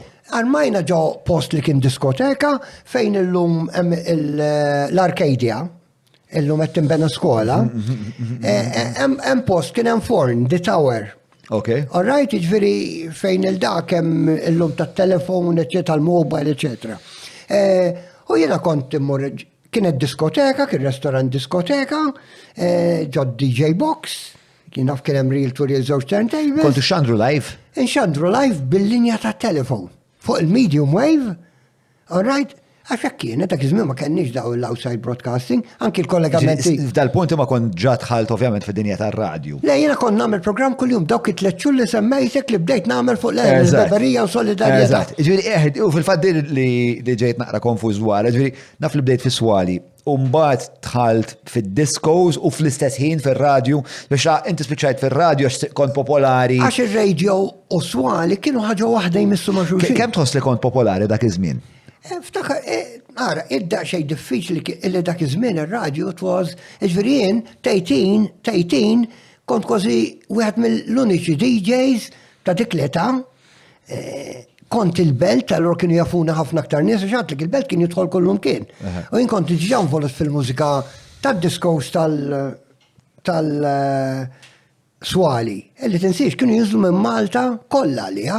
Jiġifieri il-belt, jekk il-ħadda qejt iċ-ċivil, għandek ammont ta' ċertu nies, jekk issib daqqejt l-overseas, jew il-Fenixja, jew jiġifieri għandek grupp. U jien kont involut ukoll fl-azzjoni Kattolika li it was a big thing, jiġifieri meta l-azzjoni Kattolika kienet xi ħaġa kulturali li kienet taħt il-kappa tal-Knisja, imma li minna ħarġu ħafna nies tal-kultura, teatru, anke politika. Politika tista' nifhem speċjal rubija bejn ir-reliġjon u l-politika speċjal. Prim-Ministri, ġifieri kellek il-Borċolovir, Gonzi kien jattendija. Kien imexxija Marija. Il-Beltin kellhom esid kbira ġewwa l-Belt. Ma inti għalfejn tħalt fl-Azzjoni Kattolika. Għax meta konna żarku il-Beltin kienu jmorru hemm. Hemmhekk kien hemm teatru. Hemmhekk anke kienu jsiru l-programmi tar-Rediffusion fi żmien il-gwerra. Il-programmi tal-morda bdew minn hemm. Dak li llum ngħidu. Programmi tal-morda x'kienu? Għax qabel kienu jagħmlu fuq ir-radio kienu jagħmlu programmi għall-morda. Sewa. Ifhimni da ftakar li qabel daw tipo ta' Rediffusion kien cable radio, hekk kien jissemma qabel spiċċa, kienu jagħmlu servizzi tinsewx fl-isptarijiet, fl-iskejjer. L-iskejjer konna nisimgħu il-broadcast tal-education. Iġveri kienu jwaqfuna fl-10, jiftħu Rediffusion u għodu nisimgħu il-programm. It was a big thing, Ġiri, l-Azzjoni Kattolika kien jattirak mhux għax kellek xi. Biex nifmek l-Azzjoni Kattolika kien ma' Malta kollha, imma il-belt kien hemm l-akbar Palazzo Garaffa. Illi kien ġo palazz il-belt, Palazzo Garaffa tal-Kavallieri kien hemm fuq sala, kienu jsiru l-plays. Dak li wara sar. Il-ġibda tiegħu kienet li kienet bennina kulturali kbira. Ara laqwa atturi ta' snin 70, iġveri jekk issemmi il-familjari kollha tal-belt, kemm kien hemm il-kuljomijiet qed nitfixkel, anke mużiċisti. Kollha kienu ara jekk inti kont belti, 90% kont attendi il-Palazzo Garaffa xi żmien. U kien hemm taż-żgħażagħ u tat-tfal. U li kien jattirhom da nies li kienu jsiru ħafna minn dawn l-attivitajiet kulturali. Dak kien ikun hemm futbol, dak kien hemm it-tim. Da qed ngħidlek kien nies ġejjin mill-belt u Malta kollha, imma l-aktar beltin. Iġifieri, u kienu fit-teatru, pereżempju l-Istrina. Dak qabel kien jismu Ringa Zapp, kienu jagħmluh fuq Rediffusion fi żmien il-miliet. Beda minn Palazzo Garaffa, bdew l-Azzjoni Kattolika. Il-Kummissjoni Emigranti, illi mbagħad tagħmilha bdiet minn Palazzo Garaffa. Ġifieri dik kienet tant bennina illi aħna kważi meta kelli 13-14 sena jien kont niltaqa' ma' ħafna nies ġejjin, in-nies tat-televiżjoni, għalliema, kien ħafna mill-għalliema. U ġifieri il-belt, inti mill-belt, inti mrobbim. Il-belt għal ħafna nies kien diġà isu dan nexus kulturali? Ġifieri jien qed ngħidlek kien diġà għax il-belt ftakar li jien ma semmejtlekx l-era tal-50s u tal-60s. Sadda stretta qed insemmi l-era biex tifhmuni aħjar ta' Oscar Lucas. All right? Fej bdew daw bħal Joe Kutajjar, dawn il-mużiċisti li bdew jidħlu aktar fil-big bands. Sewa. Vini, iġviri daw kollha bdew mix-xale kważi minn dawk in-naħat ta' Taslima. Għax tajjeb li nsemmi li Taslima Aridut kien hemm mekka żgħira ta' divertiment. Kien hemm dak iż-żmien kienu jgħidulhom dance floors ta' fejn tmur tisfen, għax takar kien hawn isfin ukoll il-ballroom. Sewa. Dak it-tip qabel, imma mbagħad jien niftakru by 1980 kien fetaħ disco u kien jismu Graffiti.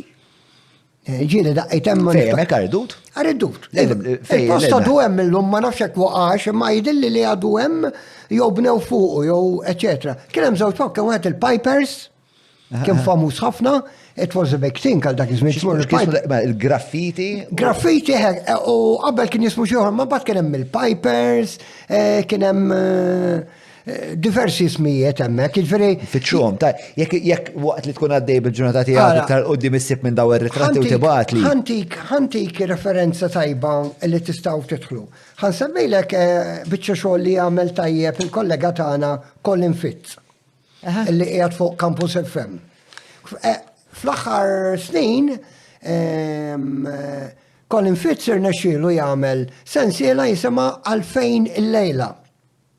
Kienet u intervista il-biċċa l-kbira ta' da' ħafna nies li kienu involuti, ħafna minnhom semmejtu hemm bħal Philip Fenek, bħal Albert Galdes, bħal pereżempju wieħed mill-ewwel night clubs illi kellna in-Nigret.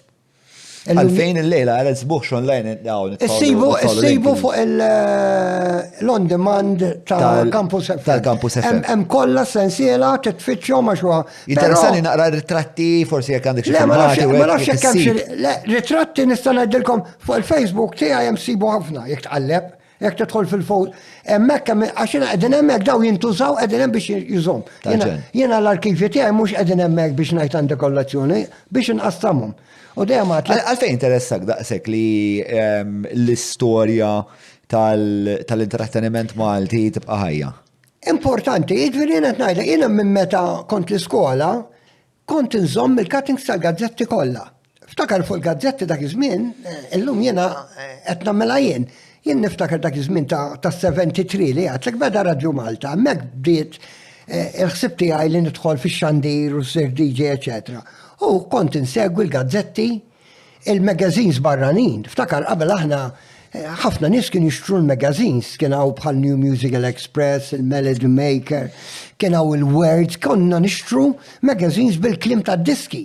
U daw kienu jinbijaw ħafna, ftakar qabel il-mużika kienet sagra.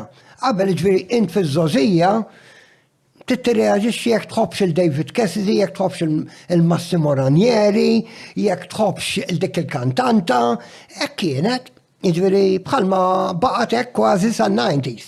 Kienet itik parti mill-identità tiegħek kien it-tip ta' mużika li kont issegwi. Imma fl-80s u fis-70s tant kienet wisq importanti, ftakar fil-fabbrika li kienu b'saħħithom kont tisma' Rediffusion. Kienu jagħmlu il-programmi biex iqogħdu doqqolhom id-diski li jitolbu huma, mbagħad beda Radio Malta. In-nies fil-weekend kienu joħorġu daw id-diskos. U qabel kulħadd kienu jsiru sixth form ta' Saliba kien jagħmilhom, kien doq Mario Lawza iż-żmien wieħed Mario għandu ħanuta u fuq il-belt. U meta tara dawn l-affarijiet dak iż-żmien, kulħadd kien invol. Ara fil-weekend in kont iltaqa' il-ġimgħa f'dak il-post. Kien hemm postijiet bħal Tigulju li kienu clubs li kienu miftuħin, il-graffiti. Kien hemm il-lukandi kellhom night club jew disco. U bat eventualment il-ħajja tiegħek jew il-karriera tiegħek gradwat jew komplet u marret minn dawn l-avvenimenti għar-radju. U spjegajt l-ewwel esperjenza tiegħek fir-radju kien ma dal-istazzjon jismu fakkarna twil. Kien stazzjon Leħen il-Biberija u Solidarjetà. Bl-Ingliż kien sejjaħ Voice of Friendship and Solidarity għal bil-Malti. Però interessanti li ngħidu għax fil-bidu qabel ngħid ir-radio dik kien hemm kultur u waħda storiċi kienu ħarġu set ta' albums bil-Malti u bl-Ingliż U fuqhom hemm l-aqwa kantanti ġifieri l-Bajzu, Joe Kutajjar, you name it ta' dak iż-żmien, Paul Jordi Majna, kienu ġew rikurdjati l-Italja jew Sqallija, uħud minnhom albums li qegħdin hemm kien jisimhom Ġamaħarija. X'jisimhom? Ġamaħarija fosthom kienu differenti. Ġemaħarija. Kien hemm minnhom bil-Malti, Aha. Ġamaħarija kienet kif kienet tissejjaħ il-Libja fi żmien Gaddafi. Sewa. Qabel kienet tajt il-Ġamaħarija. L-albums kienu albums li kienu. Palma aħna konna ngħidu l-Unjoni Sovjetika Russja, dak iż-żmien kont tajt il-Ġamaħarija rbija Libjana Popolari Soċjalista. Kien l-isem li aħna konna nafu l-Libja bija dak iż-żmien. Tal-green, tal-ktib l-aħdar ta' Gaddafi. Sewa, alright. Iġri l-epoka ta' wara t-Taljani. Qabel kollox hekk kien, ġifieri, naf il-Mawtesum kellu ktib tiegħu, kulħadd kien jikteb il-ktib tiegħu, ġifieri. Il-manifest. Il-manifest tiegħu bħalma kellu Hitler ma mkan bdew baqa' jikkopjawha, imma beda jsir mod aktar imġebbed. U Gaddafi kellu wieħed. U aħna kif tħallna li ma fimx kif daw il-Bajzu daw in-nies li semmejt daħlu fil-Ġamaħarija. Għax ħanajdlek, għax in-nies daw il-Libjani meta ġew Malta u rridu setup biex jagħmlu dan l-istazzjon tar-radju. Irrid ngħidlek illi f'dak iż-żminijiet anki outside broadcasting bil-kulur ġabu, jiġifieri rridu jagħmlu jiġbdu dawn il-videos u ġabu outside broadcasting biċċa kbira kienet, immaġinana konna morru r-Rabat tas-Salib u jippruvaw tellaw dan l-outside broadcasting hemm ma kienx jgħaddi. Għax naħseb ma spiegajniex ma tajniex kuntest li dan il-radju kien proprjetà tal-Gvern Libjan. U huma rridu, huma għalhekk qed ngħidlek kif involvew dawn in-nies. Għaliex għax huma rridu xi ħadd jagħmilhom da setup għar-radju. U daħlu n-nies, ħafna minnhom kienu diġà involuti fin-nies tal-kultura Maltija, fil-mużika, fil-radju, fil-fatt in-nies li ħadmu ma' Radju Malta spiċċaw mbagħad jaħdmu ma dan ir-radju. Imma lan tagħhom. Bit-tekniċi b'kollox. U mbagħad bdew daħlu ż-żona recordings, jagħmlu recordings għalihom għall-Libjani ġibu artisti u hekk. U mbagħad jużaw il-Maltin biex jagħmlu bl-Ingliż. Għax huma rridu jagħmlu bl-Ingliż. Għax huma kienu kellhom il-propaganda għaddejja 24 hours. Irridu jagħmlu l-Libjani. Jiġifieri kellu qisu 3 funzjonijiet da. Kellu il-funzjoni li xandru mill-Libjani għall-Libjani. Konna naqraw fil-programmi anki biċċiet, mhux aħna ma kienu jsiru biċċiet mill-ktib l-aħdar ta' Gaddafi. Jiena darba kont ħalt fih forsi ftit wara revoluzzjoni ta' l-Arab Spring. Kont ħalt fija din il-villa, ma konx naf li teżisti, proprjetà kbira ħafna, kien hemm swimming pool ukoll. Swimming pool, kien hemm parti li kienet qisha bej zona fejn. Għatem, jgħidilli li għatem l-antenna ta' transmitter. Il-tower kien hemm ħafna u ħafna equipment. Kien hemm il-tower U kien hemm ħafna equipment, tipo li da suppost bl-embargo ma xtrawx. Imma kien hemm mijiet ta' eluf ta' equipment. Fin-1979 aħna sa' 90s konna għadna id-doqter fuq il-turntable dak iż-żmien xander Malta ġifieri, li tiżomm id-diska bid-dejk, turntables tal-gwerra, fid-disko konna diġà avvanzati bi-switch, ġifieri. Però l-aħna l-Bebrija u Solidarjetà meta bdejt jien kenna turntables, ġifieri ġol Recording Production Studio, kollha bil-hydraulic. Ġifieri tolli l-fejder u d-diska titlaq. Ġifieri kienu avanzati ħafna. Studer, meta semmi studer fil-dak iż-żmien kienu jqumu no money, no problem. Kenna studio wieħed wara l-ieħor, ġifieri qed ngħidlek jien. Għalfejn kienu daqshekk interessati f'Malta, ma speċa kienu jaraw li s-suq Malti se jikber u kellu ħafna potenzjal. Għalija kien miraklu, ġifieri jien għalija ħlomt li kont noħlom, imma konna narawhom possibbli li Malta tkun DJ titħallas tajjeb, għandek l-opportunitajiet bid-diski, pero jien bdejt għatlek kont għandi laqqa salaq 18 sena. Bdejt kull-jum blank check immurant tal-ħunet tad-diski. Letteralment blank check? Meta mur ġib id-diski li trid. Jien ma ħallas, jena ma jturix il-flus, jena mbagħad Najdlu għazilt jennaf 30 diska, jennaf albums, kienetina ħafna diski li nirċivuhom, promotionals, iġviri, għabat jow jgħamil li ċafuta, u jnintija, u jgħazom, u jgħamil li ċaza. Pero għatma għallu l-isma toħfoq xaktar diski. Ġviri inti kont ta' 18 sena, dak impjek tijak full time, u niftakrek taj li kellek paga tajba ħafna fil-verità. Għazgul, għara, kull min kien jaħdem maħħom kellu paga tajba. Et najdlek aħna kellna. Imma huma x'kienu jieħdu lura, x'ovvjament kienu qed jagħmlu investiment kbir. Imma huma dak iż-żmien kienu b'saħħithom. Dak iż-żmien kien l-aqwa żmien ta' fejn is-saħħa monetarja tagħhom kienet kbira. Iġviri, u għal Malta jekk taw portion, il-portion tagħna kienet qed ngħidlek ituk minn kollox kienu. Jamlu n-niklit bċej, joħdu nawdex kollox imħallas, għetna jgħamil ġimma. Imma ġeneralment, meta għed jgħamil negozju, anke meta kollu ħafna flus, jgħamil s-somum, jgħid, mela, jena għan investi ammont ta' flus, ammont ta' risorsi biex nieħu xaħġa l-ura daw rridu jikkapitalizzaw b'ximot. X'kienu qed jaraw f'Malta? Ma kienu qed jagħmlu propaganda għall-istat Libjan. Dik l-iktar ħaġa importanti għalihom kienet dik. Għaxi diftakar da kollu ġej mill-ambasċata. Kwalunkwe ambasċata dak huwa anke Malta, imma l-propaganda tagħhom dak iż-żmien minħabba li Gaddafi kien imdaħħal ħafna tensjoni jitlaw hemm mal-ponent. U Malta faqqa tiġri ngħidlek jien għamilt dan l-istadju ta' kuljum radio għal 3 xhur. Imma lija kienu isom mit-sena. Għax jiena bdejt big thing, ħaġa li hija diffiċli kultant li tiġrilek. Da qed ngħidlek il-bidu tal-karriera tal-aktar ħaġa li xtaqt. U wara dawk it-3 xhur mbagħad fejn mort? Le, dak ix-xhur xorta b'IDJ bqajt indoq fil-clubs, indoq dawn il-parties, imma mbagħad inżilt aktar fit-triq. U daw qed ngħidu, mela, inti jagħmilt mela biex nagħtu naqra kronoloġija. Ara pjuttost bħallum 1980 fl-aħħar ta' Ġunju kważi. Ġifieri għal il-ħabta qed ngħidu. Kull jien bdejt f'Marzu għax jum qabel il-birthday bdejt kull jum jien, qabel għal-għat. Tajtin. U x'tib ta' kontenut kont tagħmel inti? Jien kelli breakfast show. Sabaħ il-jum. U kien jismu Sabaħ il-jum. Kont indoq il-mużika popolari ta' dak iż-żmien minn kollox imma. Imma kont għax illum id-DJ. U s-segwaċi tiegħek minn kienu, minn kien jisimgħak? Kien jisimgħuna kulħadd. Mit-tfal, sejri l-iskola, iġviri, program tiegħek kien mit-8 sa' 9:30 kull-jum. Kien jisimgħuni mit-tfal tal-iskola sa' nanna. Ftakar il-radio, it was the big thing. Forsi ma kienux jisimgħu dawk in-nies li kellhom rediffusion biss u ma kienx għandhom radio.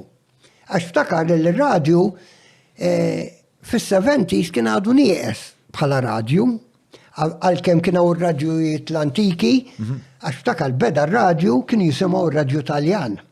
F'mażmin tar-rediffusion aħna konna naqbdu r-radio Taljan u l-BBC fuq shortwave, fuq dak ir-radjiet il-kbar li l-lum reġgħu saru trendi tal-valvi. Iġviri, daw kważi qabel il-familji ta' sinjuri kienu kollhom wieħed id-dar. U jien ukoll meta kont żgħir kellna wieħed u fuq ukoll nisma'. U daw fuq li kienu jxandru allura? Dawk, ifimni, dawk kien hemm medium wave li kien ixandar u għadu xandar illum Radju ta' Malta, għax ir-Radju Malta. Il-Radju Malta xandar minn transmitter illi Le, daw il- ta' shortwaves. Le, daw li kont taħdem magħhom inti daw. Daw kienu xandru fuq il-medium wave u kellhom relay żgħir fuq l-FM. Xiġifieri relay żgħir fuq l-FM? Għax inti kien ikollok wieħed biex ix-xandar high quality, imma mbagħad titfgħu fuq għax il-medium wave li għandu jasal aktar. Il-medium wave jasal kullum kien. Għalhekk imbagħad. X'tib ta' distanzi qed ngħidu meta tajt jasal aktar? Issa għaliex għax ix-short waves l-era antika, dak kien għalhekk għadu sal-lum jaħdem għalkemm ftit jisimgħuh, ix-short wave imma fejn hemm problemi anki gwerra, għadhom ixandru bih. Inti jekk trid tixxandar xi ħaġa fi żmien ta' gwerra, ipprova ix-short wave ħadd ma jisimgħu. Proqqas l-għadu. Għax huma il-beams li jitfgħu huma f'direzzjoni li jaslu l-bot. Pjuttost iduru, għax għandek il-medium wave idumu bċertu jibbansjaw. Sewa. Jibbounsja. U mbagħad għandek ix-shortwave jimxu mod ieħor, kollha differenti. Tamlilna naqra riċerka fuq għadi shortwave, medium wave u baċ xemit. Latitude u fej jitelaw, għalhekk pereżempju meta jkun il-fisħana U l-FM xieġi allura? Għax l-FM u aktar lokali, l-FM fil-fatt aħna min jgħix għawdex, jekk mur in-naħa taż-żebbuċ, fis-sajf ma tisma' xejn Malti. Tisma' kollu ġej mill-Italja. Allura fejn għamlu daqshekk enfasi fuq, speċi għalfej kollha fuq l-FM qegħdin radijiet prinċipali. Fil-fatt Malta għalkemm għandna FM, kellna problemi fuq l-FM, għalhekk tħanna l-dilera li għadna isna inċaqalqu fuq ta' DAB+. Sewa. Imma Xi problemi kellna bl-FM, sorry. Le, għax l-FM għandek, aħna ftakar li aħna viċin Sqallija. Sewa. U mill-Italja jidħlu ħafna stazzjonijiet. Sewa. Per eżempju jien, 1981 għamil żmien inxandar fuq stazzjon Taljan minn Modica lej Ragusa l-Italja, viċin ħafna. U kien 103 FM. Ġifieri inti kont mur Modica biex ixxandar minn hemm? Mort ċiftit imma konni bat anki kasetz. Konni bat kasetz, konni batom bit-terrenja, l-vapur. Kont mort darba darbtej tlieta, mortem. U ġiri konni batom l-uffiċċju ta' terrenja u kien jinżala li jom xaħat minn Modica. Modica huwa post tal-ħġepe u isu labirint, tidħol għandek Modica alta, Modica bassa, nies għandhom l-istess kważi attitudni tal-Maltin. U x'kien kont ixxandar hemmhekk għalfej? Jien kon nagħmel programm interessanti li kon nagħmel programm bil-Malti kuljum, ta' sija, kuljum, u miegħi ukoll xandru nisbħa Noel Mallija. Noel Mallija magħruf tar-rock illum għandu kien fuq il-101, kien fuq Rediffusion, Raġġu Malta kollha kien, jiġifieri, imma kien wieħed mill-ewwel persuni li kien jevalwa ir-rock ta' livell, dat najdu f'żmien id-Deep Purple, Led Zeppelin. U tajjeb li najdu, wieħed mill-ewwel li fuq Raġġu Malta, li fil-bidu kien ismu Raġġu ta' Malta, kien DJ tar-rock, kien l-onorevoli anke membru parlamentari Leo Brincat. Dak kien jagħmel ir-rock fis-snin 70. Wieħed mill-ewwel rock DJs tar-radju li bat spiċċa fil-politika. Biex nagħlqu l-biċċa ta' Modica, għalfejn kontu tmorru Modica biex ixxandar? Għax dak iż-żmien ma stajtx ixxandar jiena Ma plan li ovvjament jasal il-prodott jasal Malta. U kien jasal. Kien jasal. Kien jasal Għalfejn Malta ma kellniex biex inxandru FM, ġifieri ta' għax Malta ma kenniex xaħat, ma kenniex frekwenzi FM, ħlief Radio Malta li kienet l-isfel kważi għax ma kienx fuq il-93.7, imma kien hemm frekwenzi oħra. Sewa. Li kien ixandar, għax Ma fis-sens kemm ikkumplikata biex tkun tista' xandar fuq l-FM. Le, fimni, ara, dak iż-żmien qed insemmilek jien ftit qabel bdejt inxandarien, il-Partit Nazzjonalista kien ixandar ukoll fuq ir-radio. Ma kienx ixandar mill-istess lokalità, jien kont minn Modica u ma kienu minn lokalità oħra lej Ragusa. Sewa. Ġifieri. Però huma kellhom ukoll stazzjon ta' television il-Partit Nazzjonalista u kien jismu Studio Master. Huma marru krew probabbilment stazzjon minn hemmhekk u bimja oħra Malta. Sewa. U kien jidħol. Però ġieli kien ikun iġġamjat. Ġifieri dak iż-żmien minn xejn kien minn Malta kien jitfgħu fuq dik il-frekwenza. U inti biex waħluh ma kien jkunx jitfgħu tisfira li ma tisimgħux. Però xorta minn peress li kien tal-politika, Sewa. iddawar ir-radio u tisimgħu. U inti jekk ħajt tisma' lill-kap tal-partit tiegħek tisimgħu anke jekk hemm bżonn titla' fuq il-muntanja. Ekku. Il-televizjoni iktar u iktar kien il-televizjoni l-istess, il-televizjoni ftakar li kien l-ewwel darba li ma kienx għax anke l-Partit Laburista storikament fis-snin peress li fis-żmien il-Knisja u il-Partit Laburista kellu jmur li xandra biex ixandar. Kien mar ifim meta Deċittu ġifieri. Meta tmar xandar, tmur tagħmel xandira ta' ġifieri jista' ma jisimak ħadd. Sewa. Imma l-punt huwa li għamilta. Sewa. Ġifieri, għax ix-xandir inti tista' tmur tagħmel programm fuq television u ma jisema ħadd. U jista' jkun li dak il-ħin jisema kulħadd. Imma lan ta' xandir huwa li partikolarment f'daw il-każijiet li tissemmi li twassal il-messaġġ tiegħek. Iva, aħna ftakar li meta bdejna nxandru dak iż-żmien, kien żmien il-bojkot. Sewwa, il-bojkot li mu li wieħed. Kien hawn bojkot ta' xandir, ta' il-bojkot fuq xandir Malta kien għamlu l-Partit Nazzjonalista, kien jibbojkot r-reklamar. Ir-reklamar minħabba li xandir Malta dak iż-żmien kien xi ħaġa li ma jissemmix l-isem tal-kap tal-oppożizzjoni. Kien ħa pożizzjoni uffiċjali fuq hekk. Ejva, u kien sar anki bojkot, illi min kien jirreklama fuq xandir, dak iż-żmien jiġi bojkotjat. U kienu xandru l-isem biex ma tixtrix. U no, kienet taħdem dak iż-żmien, għax dak iż-żmien kien hawn kien hawn reżistenza qawwija, illi l-poplu dak iż-żmien anke l-Partit kien għamel kampanja fejn kien qallhom fl-imnarja ħadd ma jmur għax-xogħol, immarru nomu l-għadira. U l-biċċa kbira tal-partitari ma fetħux il-ħanut u għamlu strike. That was a big thing, għad ngħidu di l-era kienet. Dak iż-żmien in-nazzjonalisti kienu jxandru, x-xandir kien jaħraq u jien ftakar illi l-Italja, sqallija u l-Italja, kienu għadhom jibdew xandru bil-liċenzi. U inti ta' żmien kollu fej kont qed ixxandar, fej kont qed tagħmel xogħol. Jien kont qed nagħmlu fuq dal-istazzjon, jien għamilt l-istess kif kważi jagħmlu l-Partit Nazzjonalista, ma jiena mod mhux marbut ma' politiku, marbut aktar mal-mużika, kont intervista l-gruppi pa' Stratkas dak iż-żmien. Ġieli kont tmur ġo studio jekk qed nifhem sew. Tirrekordja intervista? Kont nirrekordja parti minnhom id-dar. U mbagħad Eġid kellek l-armar, ma kellek xi xorta ta' apparat. Isma' jien kelli diġà setup kont għamiltu jien. Żewġ turntables ma' qogħdin f'xejn, kont armajtu jien bl-immaġinazzjoni nagħmel hekk u titlaq id-diski, ġifieri ma kontx insomma bidejja, kollox imma bnejtu jien fuq l-immaġinazzjoni. Kif jgħidu when there is a will u tabda tagħmilha, dak kont diġà żmien jintali kont imur semmejna leħen beberija u kellhom dan ix-studer bil-hydraulic u inti tibda tgħid kif taħdem di. U tagħmilha manwali.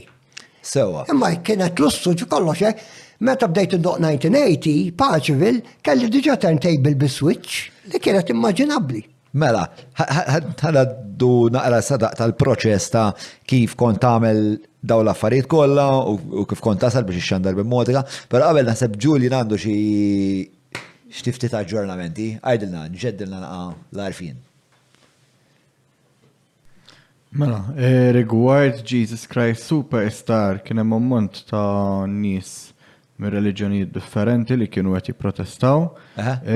Min-naħa tal-Kristjani l-Protestanti kien hemm għal-mod kif how Jesus was depicted as a mere man and that he and Mary Magdalene hinted at more than friendly feelings towards one another.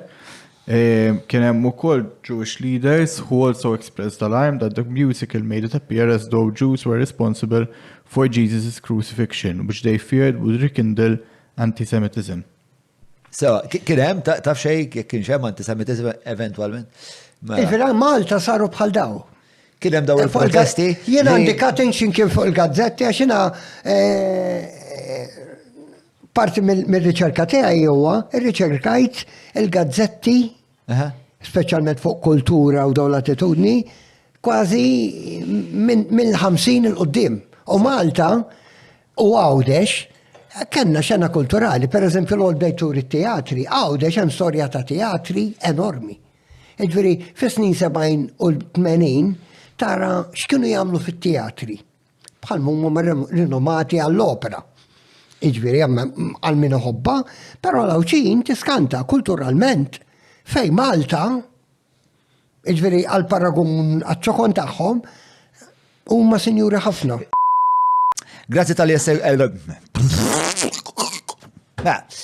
tal-li għet segwu dan il-podcast fl-imkien miħaj u mal-ħabib tijaj Alfi Fabri, għabel ma nkompli, nishtiq nfakarkom li għaw numru ta' kumpaniji li jgħinu namlu il-podcast dak li huwa għal daqstant rakkomandazzjoni tijaj hija dejjem li fejn tistaw tagħmlu użu mill-prodotti u mis-servizzi ta' dawn l-uħut li huma tant ta' sosten għal dan il-proġett. Dawn in-nies jew dawn l-azzjendi huma il-Browns, il-Vinja Capricci ta' Abram, il il-Maple, il-Derek Meats, l-Apex Media, il-Garmin, il-Kutriko, l-Cabs, il-Ferrara La Casa, kif ukoll il-Hungry Hippie li ta' sekwiet, naħseb issa kull siġimat, kull 8 ġimgħat ċaġek namlu attivitajiet għandu għax huma vera nies huma nies tal-ġen, l-ikel tal-ġen jilqgħu madħulin u fil-fatt ta' sekwiet anzi kważi dejjem qabel ma niltaqa' ma' mistieden fuq il-podcast nieħdu waħda sant il-Hungry Hippie jew noħodha sant il-Hungry Hippie nieħdu bella kafe flimkien u nsiru nafu l-xulxin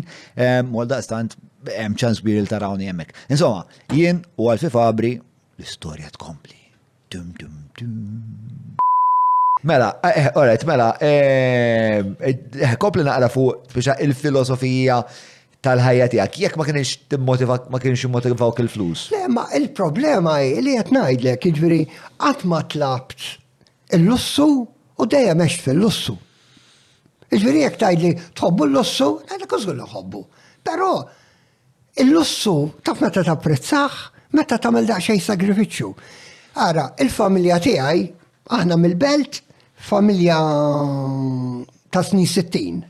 Iġveri ġejja mit-tfal ta' ġenerazzjoni ta' żmien il-gwerra. Komna u missieri, iġveri aħna anke hija, kollha fi snin 60 fil-idna, iġveri mis-snin 60. Qatt ma naf illi stajt ngħid li konna familja f'ira. Dejjem nista' ngħid illi konna middle class, fejn il-middle class dak iż-żmien kien għadu tiela. U anke meta tara dawk li kienu jidru foqra, għal Malta kienu diġà. Jiġifieri Malta kont titla sadarjali, ħadd ma kien se jmut bil-ġuħ. Jista' ma kienx ikollok taqra lira, però dak iż-żmien tant kulħadd kien involut. Illi mhux il-flus kienu jmexxu. Jiġifieri issa qed tajt. Allora x'kien l-iktar ħaġa importanti taħseb? Timmotiva ruħek, tuħu sem f'xi ħaġa. Jiġifieri jekk int involut fil-Knisja, il-Knisja tgħinek. Jekk int involut f'dik l-għaqda, jekk inti tmur tgħin xi ħadd f'ħanut, għandek l-ikel kollox xejn. Iba taħseb jista' jkun li tkun nostalġiku? Iva, illum ma tistax issirek. Sewa. Sewa, ġifieri nifhmuha. X'kien l-iktar ħaġa importanti? Ġifieri dak iż-żmien qed tgħid li l-iktar ħaġa importanti kienet li tħossok tkun parti minn xi ħaġa imma jiena kont nara illi għalhekk semmejtlek illi l-familja tiegħi minn missieri u ommi mill-dejjem ħassejtni, jiġifieri konna naraw it-television, aħna wkoll bdejna naraw it-television kien għadu jiftaħ Television Malta, bdejna naraw il-series barranin bl-Ingliż. U bdejna naraw il-ħajja ta' kif qiegħda barra minn Malta, jiġifieri. Jien niftakar l-ommi jara xikċina sabiħa, hekk ħanamela jien. U tibda tara li diġà konna familja tal-middle class fejn dak li tixtieq tagħmel sagrifiċċju tagħmlu. U tista' U tista' tagħmlu. U hekk tlajt jien, jiġifieri allura jien tlajt li jekk irrid nagħmel konċert, jien kont ngħidilhom nagħmluh dal-konsert. Il-Malta Sajf, 3-day concert, 3-day concert, għandek flus, kif ħat għamlu? U ma konċ natikas il-flus, konna morron ċaħat, għanna bżon trailer, inġibu trailer, għanna bżon nid-dawl, immorron tlena Malta, il-selfinna tlieta. Kim jitu? Immorru għak inġibu d-dawl għak, immorron ċaħat, tisma ħanamlu bar. Id-bekħenna daqsek dominata jew birra jew ċini, u namluha. Ma kienx ikunu fidejja, ma konx naqla flus minna, anke il-Malta Sajf. Il-Malta Sajf ma kont taqla xej flus? Il-Malta Sajf ma tħallas għalih, donation kont. Kollox hekk konna nagħmlu aħna. Meta kont tħallas, għax kont iġġib il-xatt minn barra. Kont tħallas. Meta kont tagħmel disko ħafna drabi, kont tħallas xi ħaġa żgħira jew tkun member. Il-member qatt ma tħallas. Imma jiena fil-weekend tajjeb li tħallas u forsi tik free drink. Il-motivazzjoni kif qed ngħidlek kienet li tagħmlu l-affarijiet flimkien bħala komunità u tħoss li inti parti minn. Imma però meta nħares lura jien nara kullum kien. Jiġifieri anki kont tara jekk jien nixtri magazine, sħabi setgħu jixtruh dak il-magazine. Jiġifieri kien tħobb il-mużika, jien niftakar inkunu sejrin x'imkien is-sibt, kulħadd jixtri l-Melody Maker għax tasal malaj u noqogħdu naraw xem fiċ-charts il-ġdida. Sewa. U allura nitkellmu fuq il-mużika dak joħroġ it-triq. Ma jista' jkun li inti u l-ħbib tiegħek kontu hekk u fl-istess ħin. Le, qed ngħidlek hekk jiġifieri jiena kont ikun ma' ħafna nies mill-belt. Kont naf fejn jgħixu, kont ngħid kif jgħixu. U qed ngħidlek l-istil Etna il-flus, dawn ki per eżempju, illum issemmi kera tibza. Dak iż-żmien kera ma kienx. Ma kienet irħisa ħafna l-kera dak iż-żmien. Ma saħallija. Differenti. Anki per eżempju, kien hemm nies jgħixu ċertu ma kienux jgħixu f'postijiet ta' livell, ma kienx qed iġeniku, imma dak kienu l-anzjani li kienu adattati, jekk kiena ta' unis Brunella dak iż-żmien, Brunella. Iġbir, imma dak ridu jgħixu hekk. Bħalma sa ftit snin ilu kienu minn għadu jgħixu ġoħar. Imma dak huma ftit. Imma l-biċċa l-bira tani, ftakar aħna titla sadarjali, ma titbiddel il-ħwejjeġ. Il-belt li aħna li konna ngħixu il-belt l-isfel, jekk tlajt minn Kordina l-fuq, mill-palazz l-fuq, titbiddel. Iġveri jekk ħatmur tkun iktar aċċettabbli. Għax fuq kien isu livell. U aħna dik kienet tejna ħafna. Għalfej kienet Għax inti taf li, ifimni, il-fatt il-belt hija il-belt Valletta, iġveri, wasal il-kafe tal-ek waqaftina, grazzi. Il-belt Valletta, il-belt Valletta kella illum jgħidu lek għanda valur il-belt, ma jena il-valur li konna ra l-belt. Jena kont nqum fil-ħodu, anki meta bdejt naħdem, tara dawk l-eluf kbar ta' nies, mux turisti bħallum, ħadd ma jaff fejn ħajmur. Kulħadd jaff seċċet jagħmel, dak ibiħ il-gazzetti, dak għaddejbek, l-uħor serek, il-ħwienet li kien hemm il-belt ta' kull tip. Illum hemm ħwienet, imma li f'restorants iċ-Ċina ġewwa u l-imwejjed barra m'hemmx. Qabel tidħol ġo ħanut, anke ħanut żgħir, għandu Kif tares lih l-iżvilupp tal-belt? Iktar reċenti. Jien sinċerament ngħid, jiena belti twilit il-belt kburi li hemm belti, però it's not my way. Illum il-modell huwa ekonomija, ekonomiku, flus, kemm se ndaħlu flus, u nsewhom ir-residenti, u l-belt mhux il-flus jagħmluha, ir-residenti. U jekk il-belt terġa' tqum, irridu nerġgħu nagħtu dik l-imbuttatura lill-beltin.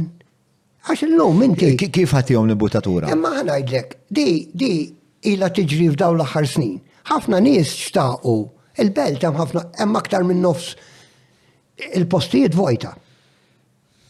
Issa spiċċajna li l-belt imbijawha fil-proprjetà. Min se jbieħu jaqla aktar flus għalhekk għatlek mudell ekonomiku. Jekk inti belti, jew it-tifel tiegħek ħajjipprova jistenna li wara li titlaq minn dik id-dar ibiħħaw biex jaqla l-flus. Jew nkell inti għandek it-tifel tiegħek tixtieq illi tikri dik id-dar għat-tifel tiegħek biex jibqa' jgħix il-belt. Sewa. U inti tmur itkellem il-belt li ħut bħalek u jgħidlek leħi mhux għal-Beltin jew għal-Maltin, għal-barranin dik imbieħħa għax huma jagħtu l-flus.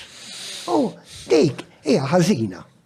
Speċjalment. Għandek idea ma kif titranġu situazzjoni bħal dik għax ovvjament l-inċentiv ekonomiku huwa kbir. Imma però naħseb il-momenti li għaddejjin għad iġibna hemm. Illi l-awtorità għad tagħti inċentiv. Kien hawn affarijiet li konna nitkellmu lillum qed ngħixuhom aħna, forsi tal-età tagħna, għax aħna tkellimna fihom 30-40 sen ilu, Jien għalhekk dejjem ngħid, jekk ma titkellimx ma jiġri xejn. U kultant għax tajt ħadd ma semani, jiena ġieli għatlek l-aktar sodisfazzjon li nara llum meta niltaqa' ma' xi ħadd. U jgħidli jien ma nafux da, għax tkun tafu, jgħidli jien niftakar 40 sen ilu kont daqqejt li id-diska tal-birthday. Jew kont semmejt li hekk. Jew kont rebbaħt li hekk. In-nies ma jinsewix dik. Mela, biex nfakkar din il-parti tal-konversazzjoni bdiet minn din l-istqarrija li għamilt inti li tħoss li l-lum il-ġurnata aħna ħafna iktar immotivati bil-flus. Fimni, mitlufin fiha, fil-sens ġifieri qed ngħid mod waħħal fħat jien. Aħna tlaqnu b'dak modell fil-fatt bħalissa anki politikament hemm diskussjoni fuqha x'inhu l-aħjar modell. Aħna dan huwa modell li provajnieh fl-aħħar snin u ma nafux fejn ħajspiċċa. Żmien tina parir fejn ħajspiċċa dal-modell ġifieri mhux qed ngħid li huwa tajjeb ħażin. In-nies illum kollha jħarsu lej il-flus l-ewwel, però nafu li l-flus huma bżonn jużu, il-flus irriduhom. Imma jekk il-flus tispiċċa li taħdem għal-flus, mhux biex tuża għal-flus biex tagħmel xi ħaġa tajba lik u għal ta' madwarek, għax il-flus bħalma jagħmlulek il-ħbieb jagħmlulek l-edewwa. U naħseb dak il-fuk fil-andament tal-ħajja u vera. Jiena l-ked ngħid, il-ġifieri mhux qed ngħid huwa mudell tiegħi, huwa mudell li Imma fis-sens huwa ftit mudell tiegħek għax inti qed tgħidli qatt ma tajt kasu messaġġ il-flus. Imma jien semmejtlek kif ħares lejha jien, però enta nħares lejn in-nies ta' nies oħra li kienu jitkellmu dejjem dwar flus, illum insibhom minn bikma daw.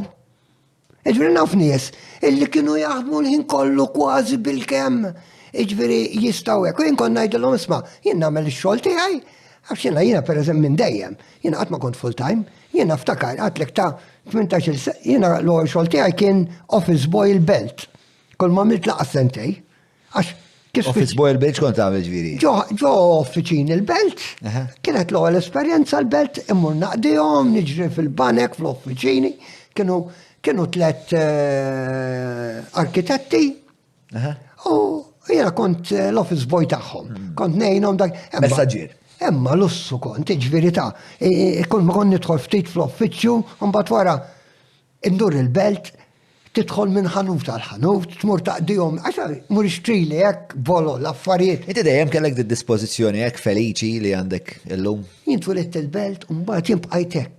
Jiena bqajt hekk, jiena fil-fatt inħossni bħala turist ta' dejjem. Iġifieri jiena aħna l-ġenerazzjoni tagħna Malta għalhekk jgħiduna il-hospitiers aħna, għax aħna ġofina qiegħda, aħna dejjem mexna mal-barranin. U għalhekk ngħid illi aħna fortunati, aħna anki jekk inħares storikament minn nies l-Ingliżi pereżempju, il-kavalleri, għalkemm ġieli kienu jgħidu għax ma kinux ħelwin dawn magħna, però naħseb Malta ħadna aktar milli ħadonna. Jien ngħidlek imbagħad tara lek jiena nsemmi is-79 minn meta Malta saret libera, ġifieri u l-Maltin dejjem kienu intelligenti, illi għalkemm ħadmu mal-Ingliżi ħadu l-aħjar. Fil-fatt aħna wara li telqu l-Ingliża u ħallewna jiena fortizzi mimlija affari. Aħna kif għamilna l-Malta sajf l sejtni, jien niftakar konna morru dak iż-żmien qed ngħidlek kienu għadhom ħafna postijiet San Tirmu, il-fortijiet Pembroke, fortizzi magħluqin. U kont tidħol hemm u kont issib kull tip ta' apparat, jiġifieri scaffoldings, u kellna l-go ahead morru hemm. Min kien ittiwilkom il-go ahead? Għax aħna konna nagħmlu applikazzjoni ma' taqsima tal-kultura pereżempju ta' dak iż-żmien, ma' tal-Ene Malta.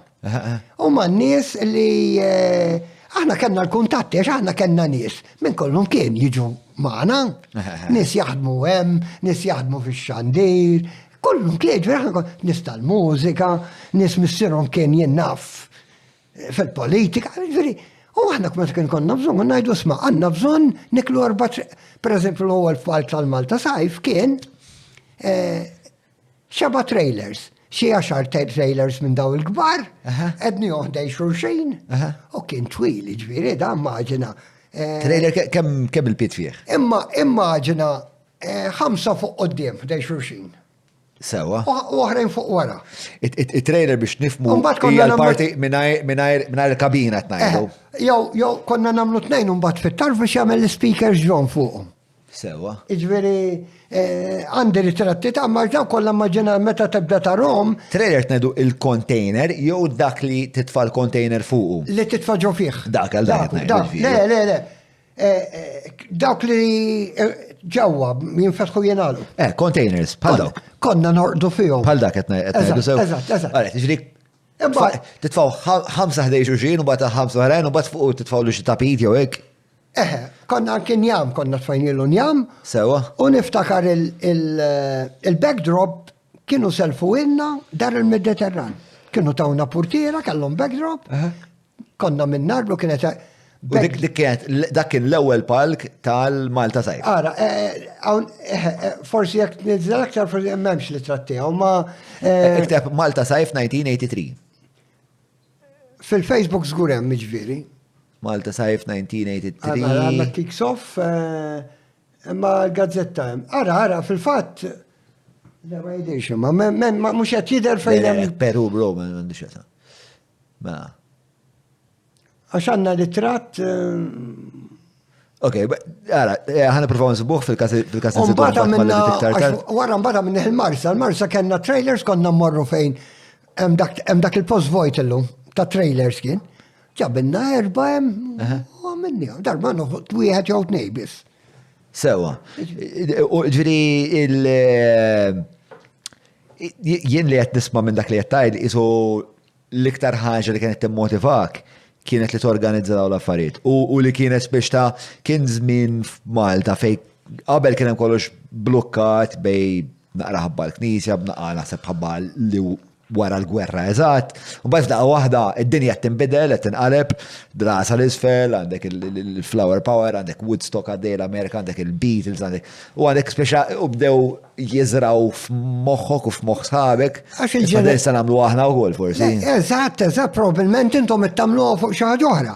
Imma r-riżultati mbagħad jagħmluhom, jiġifieri dan nibdew sfortunatament imma il-medja fl-aħħar ftit snin dawn il-ħafna tipo ta' programmi qed titlef l-żgħar illi qed tgħidilhom aħna jiena nara l-ġenerazzjoni żagħżugħa mhux qed ngħid kbira, ma l-biċċa l-kbira tagħha daħħalniha f'sitwazzjoni. Mhux kif konna aħna kollox iridu nagħmlu aħna. Jiġifieri jekk il-ġen tkun ngħidu tagħmilx hekk, avolja konna nimpikaw ftit, kien ikollhom il-parti tar-raġun ta' imma aħna rridu nagħmluha our way. Illum it-tfal narhom iż-żgħażagħ tal-lum daħħalnihom f'sitwazzjoni tagħmel xejn nippreparawkom kollox aħna. Użaw dak li għandkom. Eżempju, qabel konna nagħmlu l-attivitajiet kulturali ħafna drabi aħna. Illum ħlif moħħna biex inġibu l-barranin l-Isle of MTV. Għalija li tibqa' ġib sena wara sena. U di l-Isle of MTV mhux qed inġibu għalina, qed inġibu għall-barranin. Però mhux ukoll speċa avveniment fej il-Maltini kollhom l-opportunità li jaraw artisti ta' barra, artisti internazzjonali. Negarantilek, kienet hekk forsi sa 10 snin ilu. Ollum anke minn ġej kien diġà ġi. Ollum biex tara l-gwet għandek bżonn toqgħod. Jien ma ngħidx hekk. Jien ma nafx minn ikun hemm. Jiena taf x'qed ngħid, jiena f'x'qed ngħid, imbilli jġibu artist wieħed jew tnejn, imma dawk il-flus li qed jonfqu kull sena. All right, jistaw jintużaw biex namlu pubbliċità għat-turizmu, imma turizmu Malti, mhux turizmu barrani nġibuh f'Malta. Aħna xedni. U għalhekk qed ngħid ħanna d-sitwazzjoni tagħmel xejn nieħdu ħsieb kollox aħna, għax aħna l-organizer u di tidher f'kullum kien, anke fix-xandir, hekk ġara. Fix-xandir illum ma dax tara l-Istazzjon Nazzjonali programmi magħmula minn nies illi għandhom idea li jagħmlu xi ħaġa differenti, le, qed nagħmlu l-istess ħaġa li jagħmel xi ħadd ieħor 10 snin ilu barra u nġibu għaw. Intu assembly Ingliż u nagħmluha tagħna. U min qed jitlef minna? Aħna l-Maltin u t-televiżjoni Malti illi qed jonqos ir-rata ta' nies jaraw. Da mhux qed ngħidu jien. Iġifieri Għandi żewġ mistoqsijiet fuq hekk. Wet ma' kumment, naħseb li parti mir-raġuni, speċa it-tendenza li il-television jitlef is-segwaċi hija tendenza globali. Le minħabba l-internet inti stessat li nħobb nara l-affarijiet fuq il-YouTube u l-affarijiet. Aħna ninnutaw l-Italja hija viċin. Issa l-Italja mhux qed titlef ukoll. Però tara l-attitudni, għax jiena nista' ngħidlek, kif kienet l-attitudni tax-xandara madwar 20 sen ilu. Ngħidu hekk. U kif ix-xandara tal-lum ta' dawn l-aħħar 10 snin, għax dejjem tinbidel. Mhux qed ngħid uħud minn dawk li qegħdin jiddominaw, dawk li m'għandhomx programm wieħed, dawk li għandhom programm jibqa' dej parti ma' parti ġigżo bażil is-sena kollha. U għatta parsi huma programmi. Dawn mhux qed jagħmlu effett. U fuq kollox, mandu, ġveri, eżempju, jekk għandek il-Festival Mużika, minn ħajerbaħ jaf, jekk għandek il-Festival tal-Eurovision, minn se jerbaħ jaf xa jagħmel, b'dawn il-programmi, x'qed jiġri? Terbaħ il-flus, jew turi kemm minn sabiħ. Ġveri, mhux qed ngħid li m'għandhom isiru xejn bħalhom ta', Imma, tlifni dik l-attitudni li nħajru n-nies ikunu kreattivi u jenqalu li ħafna anki żgħażagħ li pruvaw jagħmlu xi ħaġa jgħidu lej. Jekk ma tkunx taf il-dak, ma tagħmilx, għax bħalissa dak jiddeċiedi x'programmi isiru. Però dil-massima ta' jekk Malta mhux taf imma l-min taf. Hija xi ħaġa li ilna nisma' nismaħha minn ċkuniti. Mhux Malta biss, Jien qatt ma kont biex ta' kont nemmina ma kont ngħid ma naħseb wej oħrem. Ara ħan għamel daqsxejn ta' elogija żgħira, distinzjoni bej inti illi tipprova tagħmel xi ħaġa, pereżempju aħna qabel insemmi is-70, 80 u d-design. It-televiżjoni Malta għamel qabża enormi. U meta qed ngħid il-produzzjonijiet lokali fetħu aktar stazzjonijiet u fuq dak iż-żmien, fi żmien Albert Marshall meta kienu il-chief tal-PBS, naħseb li kien beda xi ħaġa mill-aktar interessanti. Jiena ngħidha u nibqa' ngħidha u ngħidha lilu kemm darba. Imma Albert Marshall niftakar dak iż-żmien kien beda illi l-biċċa kbira tal-iskeda kienet programmi bil-Malti.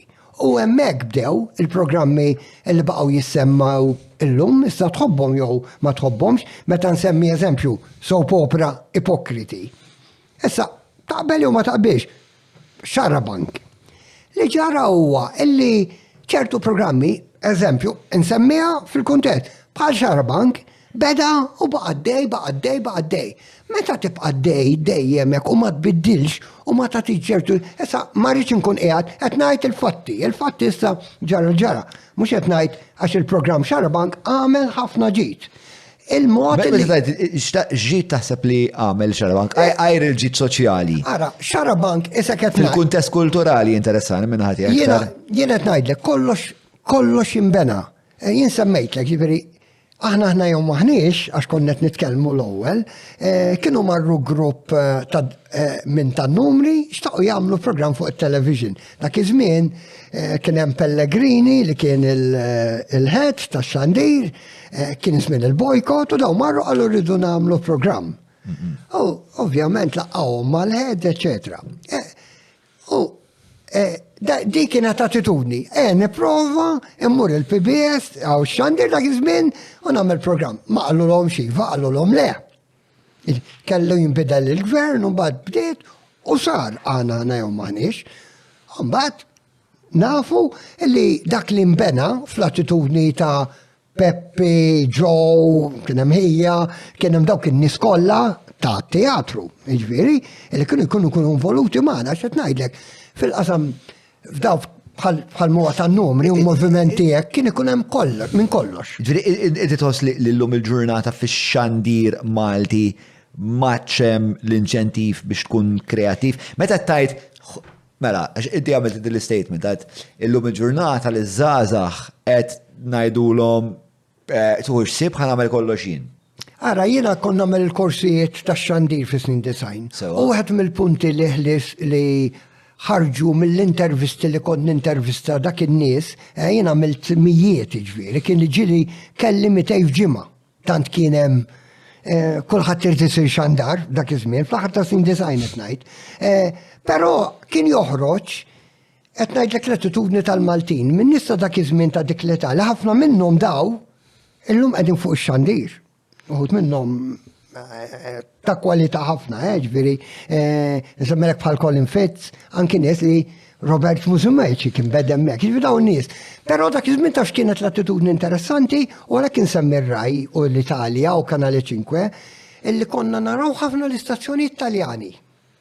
Tajjeb, u kulħadd kien qed jipprova jkun kreattiv. Imma b'mod tal-linja tiegħu. Jiġifieri kien sportiv nixtieq nagħmel programm sportiv kif jagħmel Kanal 5 dwar l-sports. Imma dak mhux emulazzjoni xorta fis-sens jekk qed ngħidu ħanagħmel. Illum dik spiċċat. Illum ix-xewqa tiegħek li tagħmel programm saret vera diffiċli. Qed ngħidlek għax anki illum hawn grupp ta' nies li donhom ħatfu dak il-qasam u jagħmluh taċ-ċirku tagħhom biss. Biex tagħmel xi ħaġa bħal miha dal-podcast tipprova tmur fuq sors ieħor u tagħmilha int mill-bidu. Bid-diffikultajiet tagħha, Mhux hekk imma. illum is-sodisfazzjon tajdu li int. Eżatt. U dak li nipprova nfisser, illi meta tagħmilha mill-qiegħ mingħajr ma tipprova tgħid titkun ma daw li huma in-nies li jmexxu. Fis-sens għalhekk qed ngħidlek illum biex tagħmel xi ħaġa. Ma ħoss ġifieri bla dubju ġifieri noħdu pereżempju Love Island għamel hit enormi u għandu l-post tiegħu kulturalment u bla dubju di speċta ma rubeħ ġarhom jarawh. Però ma nasibx li. Jien ma nafx fuq qed titkellem, Jien ma rajtux aqqas, però ma rajtux mhux għax. Xi programm da ġifieri. Love Island jismu, isu reality show jitfgħu qatt ta' żgħażagħ. Naf. Uħud M'għandix idea, sbieħ li biex jinteraġixxu. Probabilment xi tip ta' programm bħal daw li qed jagħmlu dan l-aħħar. Jiġifieri li finalment m'għandu xejn kulturali ġobi, ovvjament. Ifhem, skont naħseb jiena kif tipproċessaħ waqt li tkun qed tħares lejh. Jien ma rajtux Speċa l-għan tiegħu huwa speċa l-għan tiegħu fl-aħħar mill-aħħar jekk ma rridux nitnejku bina nfusna. Ma xi play di xi. Le, da reality show. Jitfgħu grupp żgħażagħ xi 10 minn għalija. Ġo villa u daw jinteraġixxu bejniethom u jaraw min ħajabbil min, eċetera, eċetera. Tiġi tagħmel qudiem il-kamera dik il-mossa? Kink. Ma naf li m'għandek li tiġi tagħmel qudiem il-kamera dik il-mossa. Jiena smajt li Matthew ħaj jidħol bombshell is-sena d-dieħla. Aħna għalik qed nibgħatu lilek il-fitbit, mhux għalek? Le? Miħu kont ħalt bombshell, kont nkun eżatt bombshell. Bomba ftit iktar minn atom.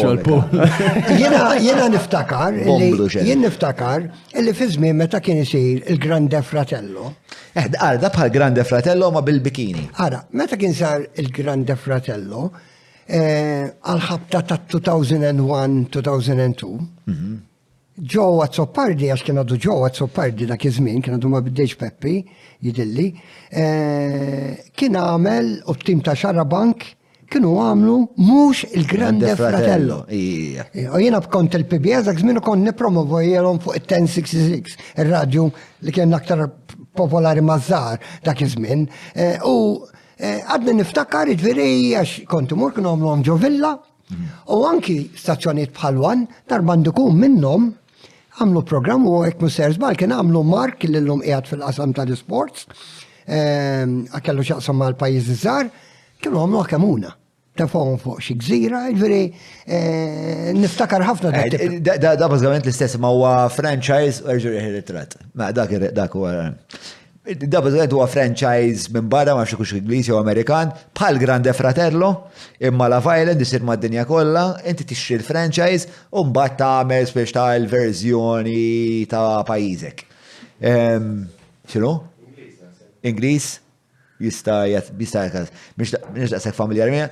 Jien ma tantx għandi ċans nikkonsma kontenuti, ġifieri għalhekk ma naħsibx li lu kont insegwi biex ngħid il-verità. Jiena għad fakkarni darba kien hawn Love Boat. Fil-fatt kif nisma' Love Boat huwa. Konseptu xi ħaġa.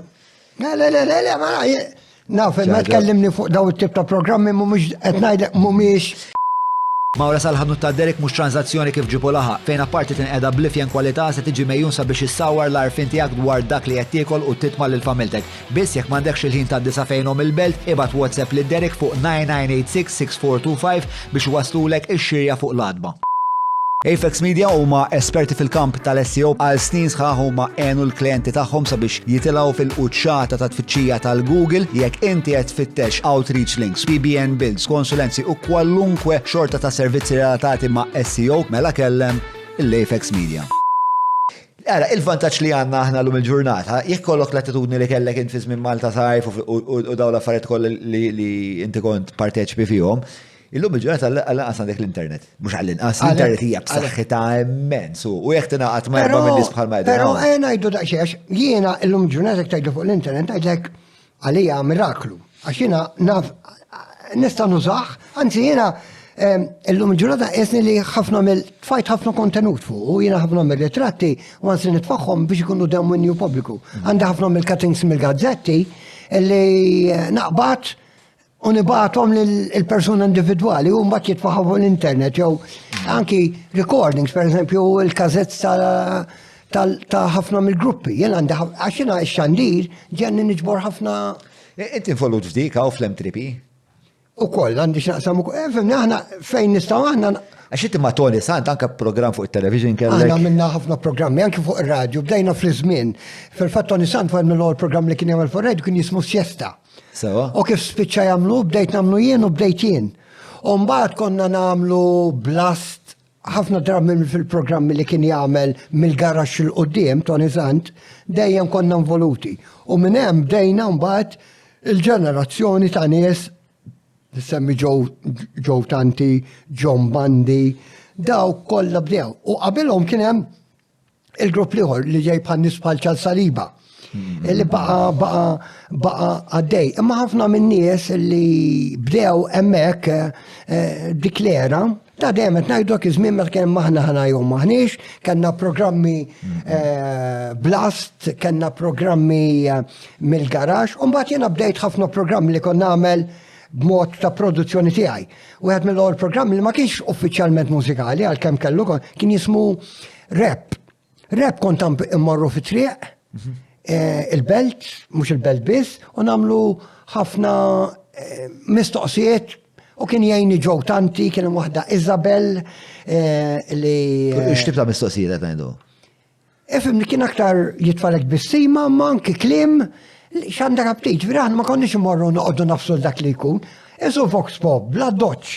Però fih mbagħad konna nintervistaw nies li kienu diġej għafuhom. Per eżempju, Laura rejtni fej Dragonara. Kenna Charlie Chaplin ta' Malta, kien famuż. Malta kenna persuna. Kien jagħmel anke filmati, kien jipproduċihom l-istess George Peresso li kien jagħmel daw il-produzzjoni. Kien jagħmel ħafna affarijiet George Peresso kittib, George Peresso. Ta' George Peresso ħdimt ħafna, jien ma jen George Peresso ħdimt ħafna għalija huwa persuna ta' integrità, ta' kultura enormi, ġifieri u bniedem joġobni ħafna xuwa ta' saqajh mal-art. Dak kien il-head of television, Nafu l-George, nafu, darba ħdimt silta song miegħu jien rappja u kien għamel l-introduzzjoni saw kont poezija u kien raħħaw. U ġili anka ġi waqt konċerti, ġi waqt konċerti tar-rap u kult ikompli ġifieri. U miftuħ, moħħu miftuħ, ġifieri għalkemm ġili hawn nies jassoċjoh bħala bniedem jien naf daqsxejn ngħidu hekk konservattiv għax jippreżenta, u mbagħad mhux hekk. Huwa bniedem miftuħa l-ħsieb. Ribellus, immens, U dik toġobni fih, anke fil-kitba tiegħu ikon nagħmel programmi, inkun nitla' mur ngħidlu għandi bżonn hekk.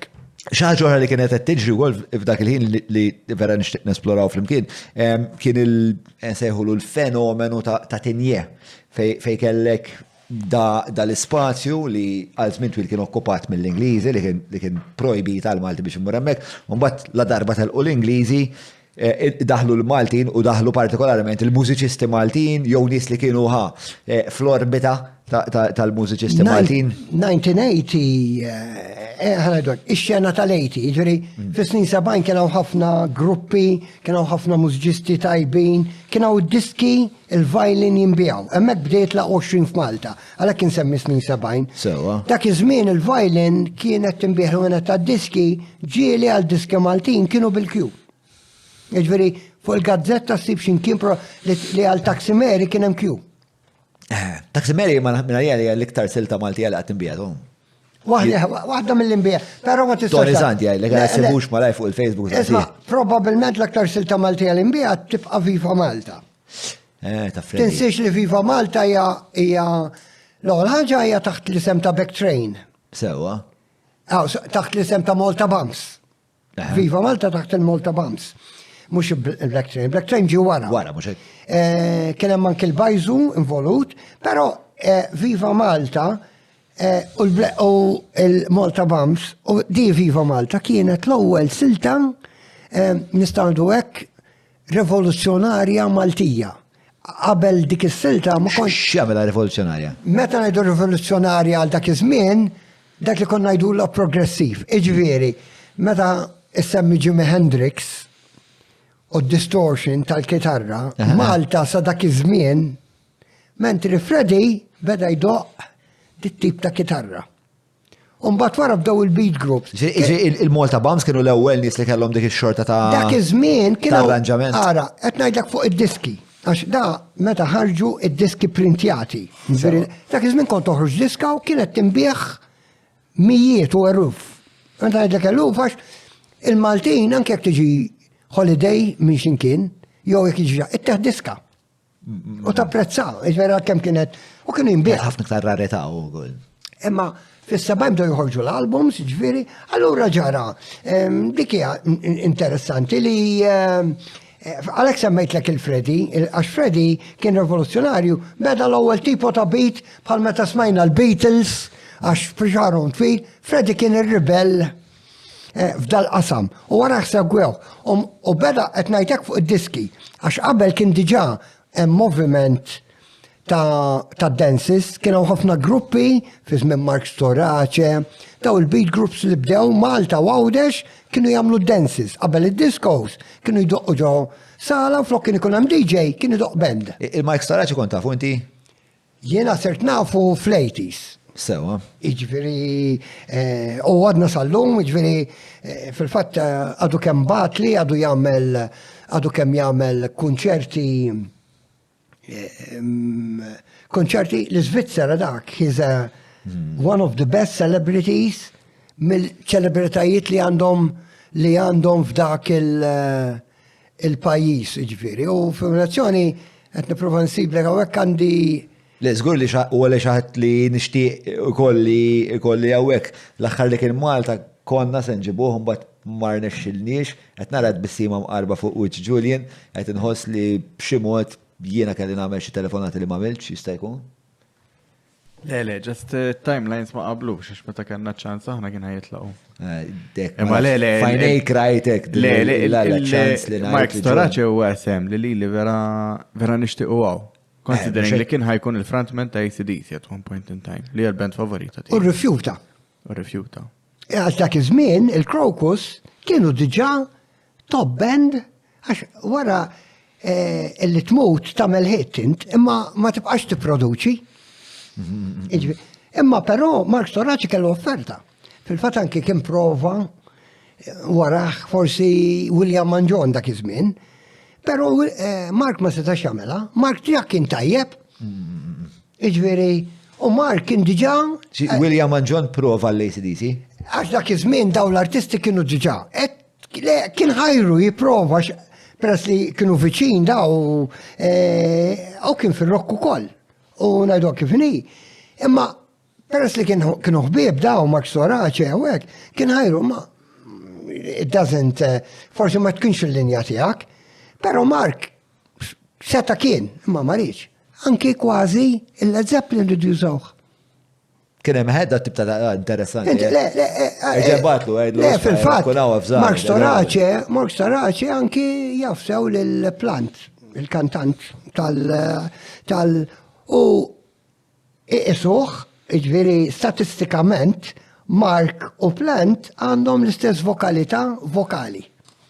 Li l-istess range qed ngħidu. Il-kwalità ta' kemm kapaċi il-vuċi. U l-kwalità ta' timbru. Għandhom timbru partikolari ġveri Robert Plant li huma uniċi, Interessanti, bla dubju, nkunu ċerti li d-darba li msejġa jkun Malta nkellmu. Għandek hekk tista' tina naqra idea ta' dil-kultura ta' tinje. Ara, tinje għalhekk semmejt. Jekk taħseb li kienet importanti. Jien niftakar 1980 dak kien żmien ir-riffs. Ir-riffs kienu diġà popolari fix-xena tar-rock.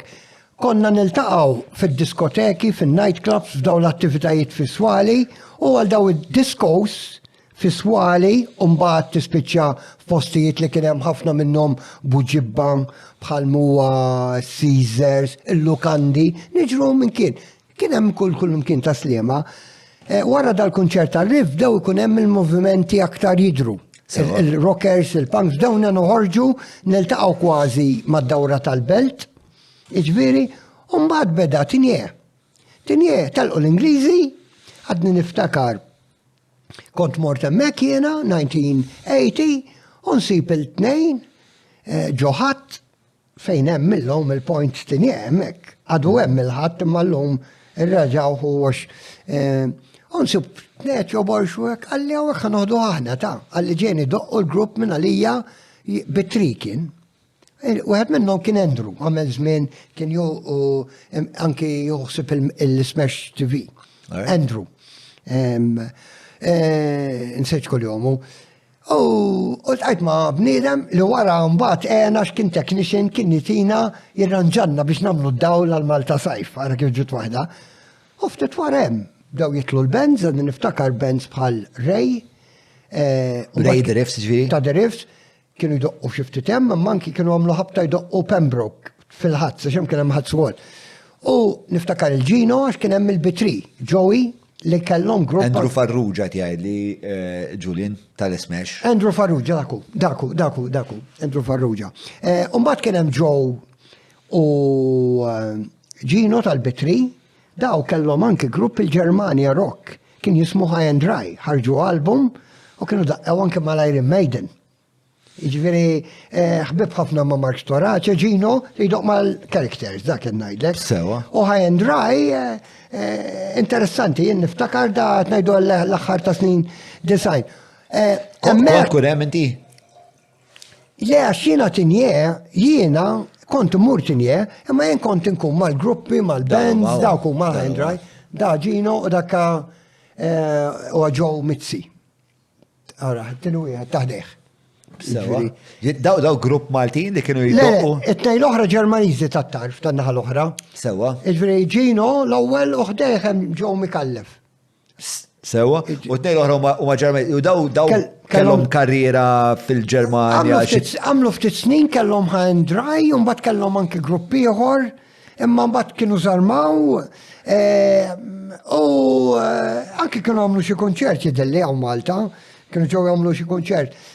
Però baqgħu attivi ġifieri Gino mal-characters, il-characters kien wieħed mill-aktar gruppi li jagħmel isem Malta fis-snin design. L-ikbar konċerti. Għalfejn kien daqshekk popolari characters? Għax dik kienet l-era. Mingħajr ma ninsatinjiet għax. Le, tinkutax inħal reġak lura. Fis-snin design għalhekk kien insemmiha tad-deb laqwa fin-night clubs. Laqwa divertiment, għalli anki t-turizmu. Il-turizmu beda jieħu direzzjoni. Konna nafu x'ni kwalità, x'nippruvaw nagħmlu, eċetera. Kulħadd kellu il-post tiegħu. Bdejna anki niftħu anki daw tipo ta' parties, daw li qabel li konna ngħidulhom sim parties fil-bidu. Iġvera kemm konna minn dem niddemonizzaw. Kellna tħaddidna fuqhom, ma nafx għamilt podcast ma' Junior B. Iva, rajtu. Fejt kellimna ħafna fuq il-sim. Junior B. Ma rajtuħx ħan nitfaw il-link Junior B, rajtu, jena Junior B nafu sew, għax naf il-ħoħ, jena ħdimt idej viċin mill-bidunet, għax irridu ngħid niftakar il-Junior B għadu żgħir, dak li ngħidulu exit qabel beda il-ħwienet tiegħu fil-belt u wara Tribu, il-famuż Tribu u dawk l-affarijiet il-kbar, dak kellu ħanut kien jismu Impact, Guarda manġa li. Guarda manġa. Għandi anke programmi rikordjati x'konna millu slots ta' promotion fuq il-programmi li konna nagħmel fuq television. U hemm kien hemm ħafna DJs ta' dak iż-żmien, Brian S, kien hemm diversi DJs, Ċiċċo, kienu jiġu jmorru jdoqqu hemm. Junior B kien għaddu żgħir għadu jibdem. Għax kien ħanu. Għandek tal-filmati inti? Insibhom x'imkien. Sibhom li. Fil-fatt jiena kont għamilt programm ma' Junior B, kien jismu Maltin fl-Ispazju. Fil-Facebook tiegħi tal-videos issibu biċċiet minnhom. Maltin fl-Ispazju. Fej sibt probabbilment anke l-programm li dart int, hekk kien jismu. Dak kif, għax jena għandi żmien twil f-Society li huwa sħaba kbira, jien kif spiċċajt fuq dak il-programm? Kont sibni fit-triq, jew ċempet kombinazzjoni ġifieri? Le, għax dak jien niftakar żmien tal-Vox Pop l-80s, fil-90s, niġru wara n-nies, uħut minn nies jaħarbu, kif kienu jaraw xaħat bil-kamera. Imma jien kienet l-ena tiegħi, jien vera minn u għalhekk kont dalek il-għol wieħed kien il-programm rap. Għax qabel ma kienx jiżi tagħmel Vox Pop. Bħalma qabel fis-snin 70 ma kienx easy. Ma kienx easy għax in-nies kienu. Imma qabel anke t-telefonati fuq ir-radio kienu out of bound. Daw kollha bdew wara. Out of bound imma kulturalment. Isma' n-nies ma kienux imdorrija l-ewwel ħaġa ħadd ma kien jgħid. Qabel li ċempel fuq ir-radio probabbilment biex toffendew xi ħadd u taqta'. Kif konna nagħmlu ċajt. Allura ħadd ma kien jieħu riskju. Fil-fatt għadni niftakar Enzo Guzman minn għalija kien qal lil Norma Hamilton jew xi ħadd biex jagħmel programm fuq ir-radio Viktor Kolina għallu nagħmlu bit-telefonati. Għallu mela, fil-fatt wieħed mill-ewwel li għamlu Norman. Norman kien għamel bit-telefonati jekk ftit fi żmien il-militar ingazab. U kienet isa xi ħaġa ħan nagħmlu xandira diretta mill-qamar. Imma tara kif kienu joħdu għan-nies, in-nies anki li ċempulek, jiġifieri jien meta bdejt il-programm Grinta, kien programm tal-heavy metal fuq Radio Malta, kien għadu xandir Malta, tista' timmaġina, u kien vera jaħraq, fil-fatt waqfuli darba minnhom. Imma però konna nirċivu tri mill-ħabs, kienu tawhom iċ-ċans kollha firmati, Iġifieri. Dan huma tim fl-ispazju. Dak huwa l-bidu tiegħu fil-fatt. Il-graphics ukoll għamilhom. Nsejt minn għamilhomna, dakka kienu jaqbdu minni kien hemm ħafna nies, imma dak iż-żmien kienu. Imma l-idea tagħna. Ma kienux il-bot, inti għandek kien għadu jimbena t-tower, dak iż-żmien kien, jiġifieri. Imma jisom basru l-Joe Poltelli, fl-insigla. Imma fimni, ħanajdlek dawn l-affarijiet narawhom aħna. Jiena Joe Poltelli nafu fil-kamp tad-diskoteki, għax kellu lukandi u kellu anki xi postijiet tad-divertiment fosthom Għawdex. Kellu downtown, ma kien disco. Id-downtown tar-Rabat, id-downtown mux lukanda. Misfel kien ma taħt għanda disco hija. Kella disco. Madux hemm? Dak għawet l-lum għandu madux ħajda, għamez minn kien jgħotidu Repubblika. Dat nitkellmu 2008-10 għara kif kien għadu għet jibnu l-parlament. Meta kien għadu kar park. Kollox għet waqqa kollox, ġviri. U fuq u għembiċċa Vox Pop. Sewa. Imma jena minn dejjem jien kont niġri sadar, jien kont mill-belt u kelli, peress li kont tkun bil-belt, kull min kien jidħol il-belt xi mod kont jiżin kelmu. X'kien jattiraka għal-medja? Hui, għalak kemmu gustu, sostra. Emmu, ġveri. U kont qed titkellem jafux jieħdu ċajta. U kien tkellem l-ex-Prim Ministru Carmen Mifsud Bonnici. U li miskin, daka kien għadda minn żmien fi żmien meta Prim Ministru Carmen Mifsud Bonnici kienet era daqsxejn diffiċli politikament, dik it-turbulanzi li kien hemm fil-bojkott, you name it, tal-iskejjer tal-Knisja, żmien Karwana, Raymond Karwana, you name. U Carmen Mifsud Bonnici sapruħu Prim Ministru ta' Malta, tista' timmaġina l-medja f'dak iż-żmien kif kienet qattaw fil-karikaturi, kif tiċċajta u vera. X'kienet il-pożizzjoni tiegħu fuq iċ-ċajt? Lew, darba minnu għatlu ġieli jkunu daqsxejn fsin għalli wis ikunu fsin, iġveri. Dan huwa il-Ministru Owen Bonnici ftit qabel eżatt naħseb ġiġa kien fil-Parlament. Sawa, iġveri. Imma insomma, iġveri, hemmhekk kien hemm kulħadd u maħdej kellu ex-Ministru. Iġveri, Carmenu miskin kienu jqattawh fejn jitlu karikaturi. U x'qalu li ġieli kien ħostik żejjed. Ħanajdek Carmenu li jiena nafu xi ftit mill-viċin meta tkellmu tajt imma da kienu jgħajru daqshekk miskin għax tant huwa omli. Jawra, tant huwa omli.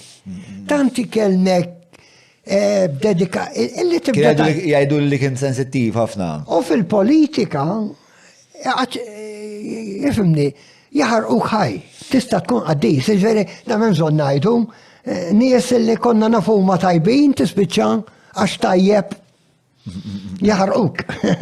bħalma jaħarqu kax ħażin, ġifieri. U għadni niftakara. Imma x'kien l-imbżon fik innifsek kont qed tissodisfa meta kont qed tagħmelhom dawn l-affarijiet? Però jiena meta konna qed nitkellmu ftit ilu għadlek, jien għandi attitudni qiegħda fija illi li nagħmel ma nagħmlux għalija l-flus. Sewa. Fil-fatt jiena ġieli anke meta jgħidu li x'għandintik, għadni nsiba diffiċli sal-lum.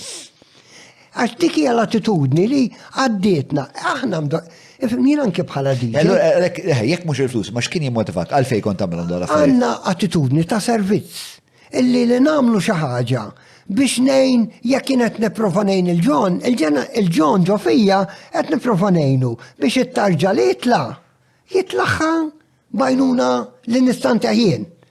Forsi jiena ngħidlu mela għajt il-dak biex itella it-tieni tarġa. Edha ġo fija u dejjem hekk kienet anki jien bħala DJ dejjem kelli motivazzjoni illi mhux indoq id-diski biex nuri ara kemm naf indoq id-diski. Forsi l-lum uħafna mid-DJ, mux għed najt li għedin fuq xi triq ħażina ta' hija attitudni ma' DJs u dak l-istil ta' mużika. Jien nħobb l-Elvis, jew jien nħobb ir-reggae, u jien ndoq aktar reggae. L-attitudni tiegħek ma kienet hekk, jien irid nippromovi. U ma għalhekk għadlek il-kelma nippromovi, jien ftakar fl-era tal-punk, kont ndoq id-diski punk fuq il-breakfast show, fit-8 ta' filgħodu. Iġveri. Ma kif kont iġib il-clearance għalija dil-ħaġa? Ma kontx iġib il-clearance. Jena kelli, għalek għattikaw pinċek, kinġib id-diski. Daw l-Libjani, etnajdu. Imma il-bicċa xogħol għal-kem ġieli għajjat li il-head of programs, iġveri, u jalla ikunaw head of programs bħalu, illi għal-kem kien jiġbidli, isma doq diska, etnajda kien, iġveri, da etnajda għal-ġo Gallia, li għandi rispett enormi u kellu bżon ħafna minn nista xandir. Ikollhom il-karattru tiegħu. Għax il-bniedem mhux kemm minn professjonali fil-qasam tiegħek, kemm kapaċi ġifieri ikollok kontroll u jkollok disċiplina. Importanti dik, id-daqsxejn disċiplina trida. Però il-fatt li tinżel saqajk mal-art u l-bniedem turra l-istampa ċara, mhux għamelek jew daqshekk int, mhux hekk, li kien jgħidli imma ifhimni. Ipprova doq ngħid ta' Elvis per eżempju, bħalma jdoq Norman. Jien Darmandu għatlu, għax ma tajtx in-Norman jagħmel il-programm. U Darmandu ħaqa. Għalli inti għandek Alla lik, għalli malek toġobni. U meta titkellem hekk inti mhux għax titkellem, u għadni hekk sal-lum. Jien pereżempju, ikun hemm programm li jgħidulek imma ħatib għaddej bih 20 sena. Jien semmejtlek pereżempju Xarabank illi dum. Sakemm Xarabank baqa' jkun attwali, reali, forsi jibqa' jagħmel, imma xorta li tibqa' għaddej. Xarabank kien għamel żmien illi wasal over l-aħbarijiet ta' TVM. L-aktar ħaġa importanti ma kienx baqgħu TVM. L-aħbarijiet ma li jiġu diskussi fuq Xarabank. Fuq Xarabank. U kważi kellu żmien li beda jagħmilha, u forsi ma kienx l-aħjar mod li se tagħmilha, u dik ħadmet kontrih nemmen on the long run. Naħseb li Xarabank dak li ħadem kontrih kien li eventwalment kien effettiv wisq. Iva, imma dik li ġrilek bħal kollox, tista' tkun laqwa Prim Ministru, tista' tkun any laqwa, tista' tkun laqwa plejer. Iżmin jurikek u dik norija. U waħda di u l-punt tiegħi huwa illi għadni sal-lum jien fil-fatt propju dil-ġimgħa ħanerġa' nibda programm, bħalissa qed nagħmel programm biss in konnessjoni mal-mużika tal-Maltin, il-klassifika tal-20. Fejn ix-xandara? Qed ixandara fil-medja ġveri tiġi pubblikata fuq l-Orizzont, ixandara fuq One Radio, tiġi pubblikata anke fuq Net FM, għat il-programm ta' Charles Sullivan, ġveri hija klassifika li ta' taħarsa lej il-moment mużikali. Ġveri, imma di l-idea ispirata mis-snin 70. Ġveri, illi qabel kienet klassifika li kienet tkun tinkludi biss il-Maltin li kienu jkunu 6 minn 20, l-oħrajn kienu jkunu ABBA, il-Queen. Ġveri kienet klassifikata la 20 f'Malta. U issa il-patruni jistaqsu, għandhom l-opportunità li jistaqsu dak kollu li jixtiequ lill-mistidenti għaj Alfie Fabri, din il-parti miġjuba lilkom il-Maple, partikolarment mis-sourdough tal-Maple li huwa l-għażla, il-hops preferit tiegħi għax huwa l-OGI għandu toma tal-ġen, jiġi f'tommit vari, kollox għandu dal-hops men, kollu isu dal-podcast, isu il-sourdough huwa l-verżjoni kulinar, qed neżaġġera ftit, huwa tremendament tajjeb u s-sibuħ fil-ħwina tal-Maple kull nar ta' sibt. Tlaqna, il-patruni nistaqsu. Il-patruni nistaqsu nsaw ġuba mill-Maple, partikolarment sourdough li s-sibuħ fil-ħwienet kollha tagħhom nar ta' sibt. Isma, mela, tlaqna, l-ewwel mistoqsija ġejja minn Joseph Bonici. Joseph jistaqsi, jekk tikkonsidra l-bands Indie Maltin bħal pereżempju Brikkuni, inselmu ovvjament il-memorja ta' Andrew li apparti Brikkuni wkoll kien jikollabora ħafna ma' Ġalanzi. Di ma konx nafu men, ġifieri il-verità ngħid imma madonna kull moment titkellem jgħidlek x'qawwa kreattiva kien. Però jiena iltqajt miegħu x'imkien ma niftakarx għax tiltaqma ħafna nies. U kienet era, fil-fatt l-era dak iż-żmien li inti kont ħriġt il-videos dawk tal-Luċija u x'naf jien, eċetera. Kienu dal-element, u għalhekk qed ngħidu u llum il-ġurnata li kulħadd bil-Malti u ħafna ismijiet, Brikkuni, you name it. Però dawn in-nies anki meta ġieli ċempiltilhom u stidinthom biex jiġu fuq il-programm, għadna niftakar darba ċempiltu l-Andrew. Il-Andrew jew il-Mario? Jew Andrew, l-Andrew kont ċempilt. U Mario wkoll kont ċempilt. Imma darba niftakar kont kellimt ma' Andrew. U kien għalli isma' għalli aħna ħjar ma niġux, għax aħna m'aħniex dak it-tip illi mor fuq it-television. Għattu jina nifmek, iġviri. Saft ilu Hotel California ta' Trikkas, ma kienx tindaq, l-lum tindaq, kollum kien. U dawn il-bands, il-ħafna nies li jisimawhom ħabba l-mużika tagħhom jaħsbuhom li huma xi imħawdin jew hekk u jkunu ħafna riservati, Iġviri. Però m'għandix memorji ħafna tiegħu. Mario ma tantx għamelu il-persona tiegħu bħala kittib fuq il-Facebook mhix riservata. Soċjalment Mario li għajt ħafna, ma. Mario għandu pass kultant tifhimni dak li jħoss jgħidu u jgħidu kif ħossaw. Mario varjetà mhux perikoluża ta' skizofreniku spiex ta'. Għax Mario fuq il-palku huwa mort. Jekk taraħ li bes ħwieġ ta' satin ta' nisa, speċa naqqa disturbanti bil-gżaq. Il-fatt anke il-videos. Kolla għara, ma nafx għax rajt. Le. Tara l-videos u koll daqxej, ġilġu videos. Esplorattivi, esplorativi ħafna. Umbat meta tiltaq miegħu f'xi bar, ikelmek ta' mhux ma jkelmek, ma huwa ħafna iktar ħafna inqas estrovert, u mbagħad fuq il-paġni tal-social media. Kultant ifakkarni għandu ħafna l-lum madux maħna għal Eric il-Punk, u mill-gruppi ta' dil-era ta' tinje, kien jismu Abstras, Eric mit ftit snin ilu. Eric il-Punk, Eric il-Punk. Daku tal-Mohican. Iġveri, u Eric il-Punk. Konnet fiex kilomna għajn, kien il-kini. Eric il-Punk għandu ħafna qisu kontinuità dak eżatt, hemmhekk fil-Rockabans fil-fatt, Kennedy Grove. Għalfej tara li hemm ħanajdlek għaliex. Similaritajiet bejn. Għax Eric kien l-ewwel persuna f'dal-qasam tal-punk li beda jgħid dak li jħoss. Sewa. U anki il-kritika tiegħu tixxibaħ ħafna mal-attitudni ta' Mario. Li mu Eric il-Punk ta' xarom 10 tan-nofs? Dak huwa. U dak ftit żmien qabel ħallina fil-fatt. Ek musser żbal dak li tratt meħut il-liquid. Mela, tlaqna l-għura mistoqsija ta' Joseph Bonici li kienet tajt. Jekk tikkonsidra l-bands Indie Maltin bħal Brikkuni qed jipproduċu mużika tal-aqwa kwalità, għaliex taħseb li radios u inizjattivi oħra Malti ma jtuhomx il-validazzjoni li jistħoqilhom? Isma, din hija sitwazzjoni li jien ngħidha. Għatlek imma ħabba li noħsib il-klassifika, ġieli inti ikollok min jgħidlek dik is-silta għandha ċans tidħol jew jgħidlek isma' tiegħi għadha ma daħlitx. U jiena m'għandi ebda obbligu, l-ewwel ħaġa tittoqgħod attent, inti meta titfa' poll, dik il-poll ta' klassifika lekkat hija magħmula fuq ġimgħa. Issa, importanti hawn siltiet mhumiex radio.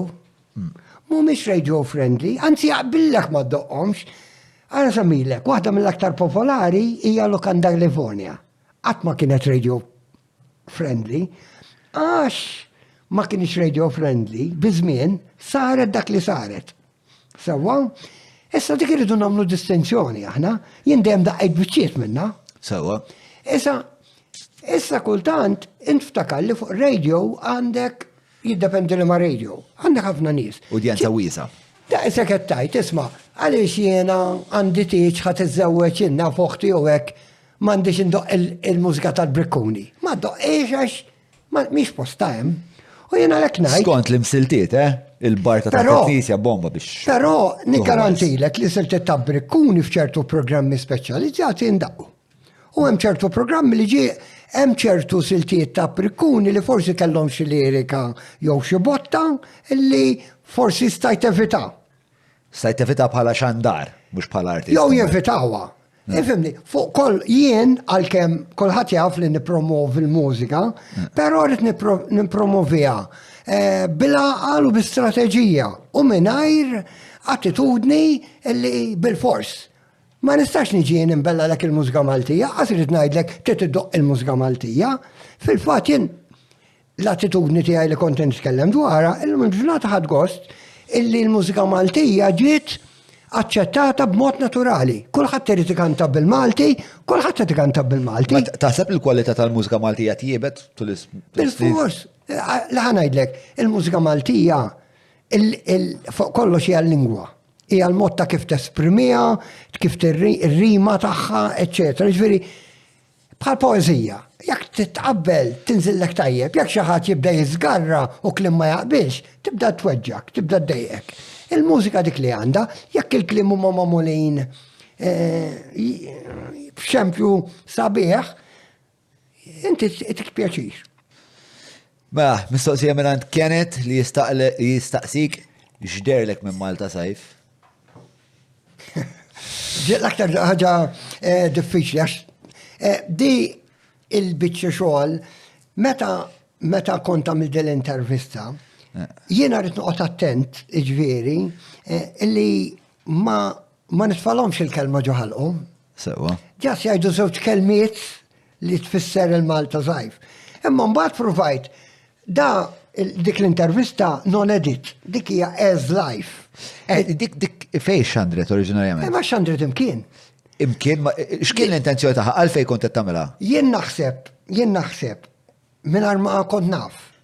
Dikha kienet biex tixxandar fuq YouTube. Inti taħseb li f'moħħok kellek li toħloq? Le, ħanajda, u mhux qed ngħidha jien. Tiddokumenta l-mument. Le għax meta tara kif saret, da timmaġina dak iż-żmien. Il-fatt li ħadd tagħmel videos. Kolħat tara ma tiġbidnix li l-età, ara ma tkellimnix. Fil-fatt għalhekk kien hemm attitudni ta' nies tarhom jew jaħarbu. Jew nkella, però aħna mbagħad. Jew nkella? Għaliex, għax peress li kienu jafu lili, jien kont naf il-min ħankellem. Sewa. U kont naf il-min ħanimbex għax nafu. Sewa. Allura isni jinġu moħħi, ġa kont ħdimta. Imma finalment in-nies l-oħra kienu Taljeni. Illi inti ħatara dak żmien fuq il-television. Ma l-fatt li kienu qed jgħidu affarijiet bħal l-ostja tal-ostja. Għax dawk huma n-nies illi kienu vera down to earth u hekk konna anki fiċ-ċirku tagħna. Ma la darba ġbittu dak il-mument u immortalizzajtu fuq ma nafx VHS, ma nafx kont tużaw dak iż-żmien. VHS. X'kont beħsibek li ħadd tagħmel bih? Le, li konna nagħmlu aħna wara l-festival konna niddubbaw monitor żgħir dak iż-żmien tal-kompjuter l-antiki u noruħ. U inti tiġi gost tara biċċiet mill-Malta sajf. U mbagħad li kien jiġri huwa li l-grupp kienu jattendu nies għalija di dal-momentek. Isma' ftakar li di tant kienet free, inti dawk tliet ijiem. Minnu ġej, minn Mario Otem, minn Maron de Bigi għara l-grupp favorit tiegħu, ma kienx rabta, mhux tidħol ġo post. U tittoqgħod hemm ma xħallas, da ma tħallas. Da tista' ġib tagħmel barbecue għalih. Kemm kienu jattendu għalih da Malta sajf? Isma' ma konniex għax aħna ma kenniex biljetti. Kienu jiġuni, għax ħanajdlek, il-ġimma kienu jdoqqu, per eżempju, 5 gruppi. Allura l-ġimma jiġu aktar in-nies, kellek in-nies, ammont ta' ftit nies, ngħidu kellek 100-200 ruħ forsi qed jiġu hemm qed joqogħdu lek hemm 3 ijiem imxerdin. Għax da mhux qed naraw kbir. Mbagħad jiġu lek il-grupp tal-ġimgħa jiġu jaraw il-dak. Hawn min jiġi 3 ijiem. Jinbidlu. Ta' 3 ijiem, hawn min jitlaqlek min għax ikun xogħol. Għatta jumej biss. Ftakar hekk kienet tiġri kif inhu l-Earth Garden illum. Jiġifieri, imma aħna konna. Kien l-ewwel festival ta' tip tiegħu hekk da fuq 3 ijiem, gruppi varji. Naħseb, ifhimni, ġieli saru festivals hekk b'mod studentesk, imma mhux bħal tagħna, aħna kien aktar Woodstock style, torqod hemm free, jekk għandek update tpejjeb joint ta' dak iż-żmien, forsi stajt tagħmelha hemm, jiġifieri. Kemm kienu prevalenti drogi dak? Imma mhux qed nara, kien hawn drogi bħalma illum u bħalma kien hawn illum. U kienu differenti u l-attitudni differenti. Fuq kollox ifhimni, fil-ħajja anke llum. Inti mhux se toqgħod tmur, kull bniedem li tara inti ħad droga. Sewa. Jiġifieri tmur fejn tmur. Jiġifieri, finalment aħna konna nafu li grupp ta' nies kienu jikkonsmaw il-kannabis, is-sensimila ta' Malta. Għax qabel irridu ngħidu, dik kienet xi ħaġa, imma illum. Sensimina ta' Malta, ġiri Malta kienu għattabdiju għalli kienu jikabru sensimina? Għal żmien kienet tabudi, aħna konna nitkellmuha b'mod apert. Is-sensimina tiġi xi parti partikolari tal-ħaxixa? Sfortunatament inna l-affarijiet imxew il-qoddim, però il-proċess ta' kif għandu jsir vera imwaħħal. Saret konsultazzjoni, nitkellem nitkellem għax jiena kont parti anki għamilna l-konsultazzjoni tagħna, anzi għandna tkellimna minn snin qabel li ridna li dis-sitwazzjoni waslet. Inti favur li tiġi legalizzata il-marijuana? Fimni, jiena dejjem għattelhom li qatt ma missa tkun illegalizzata droga għax bekka u l-abbuż.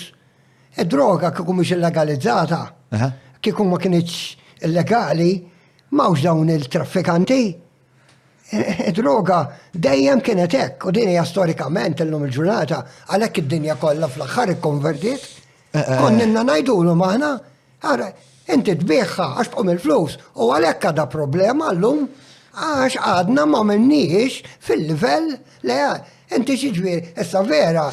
Vera għandek dik il-problema tal-kriminalità, però mbagħad naħseb il-biża wkoll.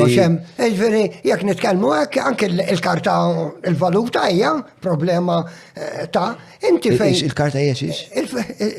Il-karta il-flus ukoll tista' tagħmilha. Ġifieri anything you do, jekk tagħmel flus folots, toħloq problemi. Inti favur id-drogi kollha jiġu legalizzati? Isma' xejn, jien biex narresta. Le, opinjoni. Ma jiena qed nuża bħala loġika.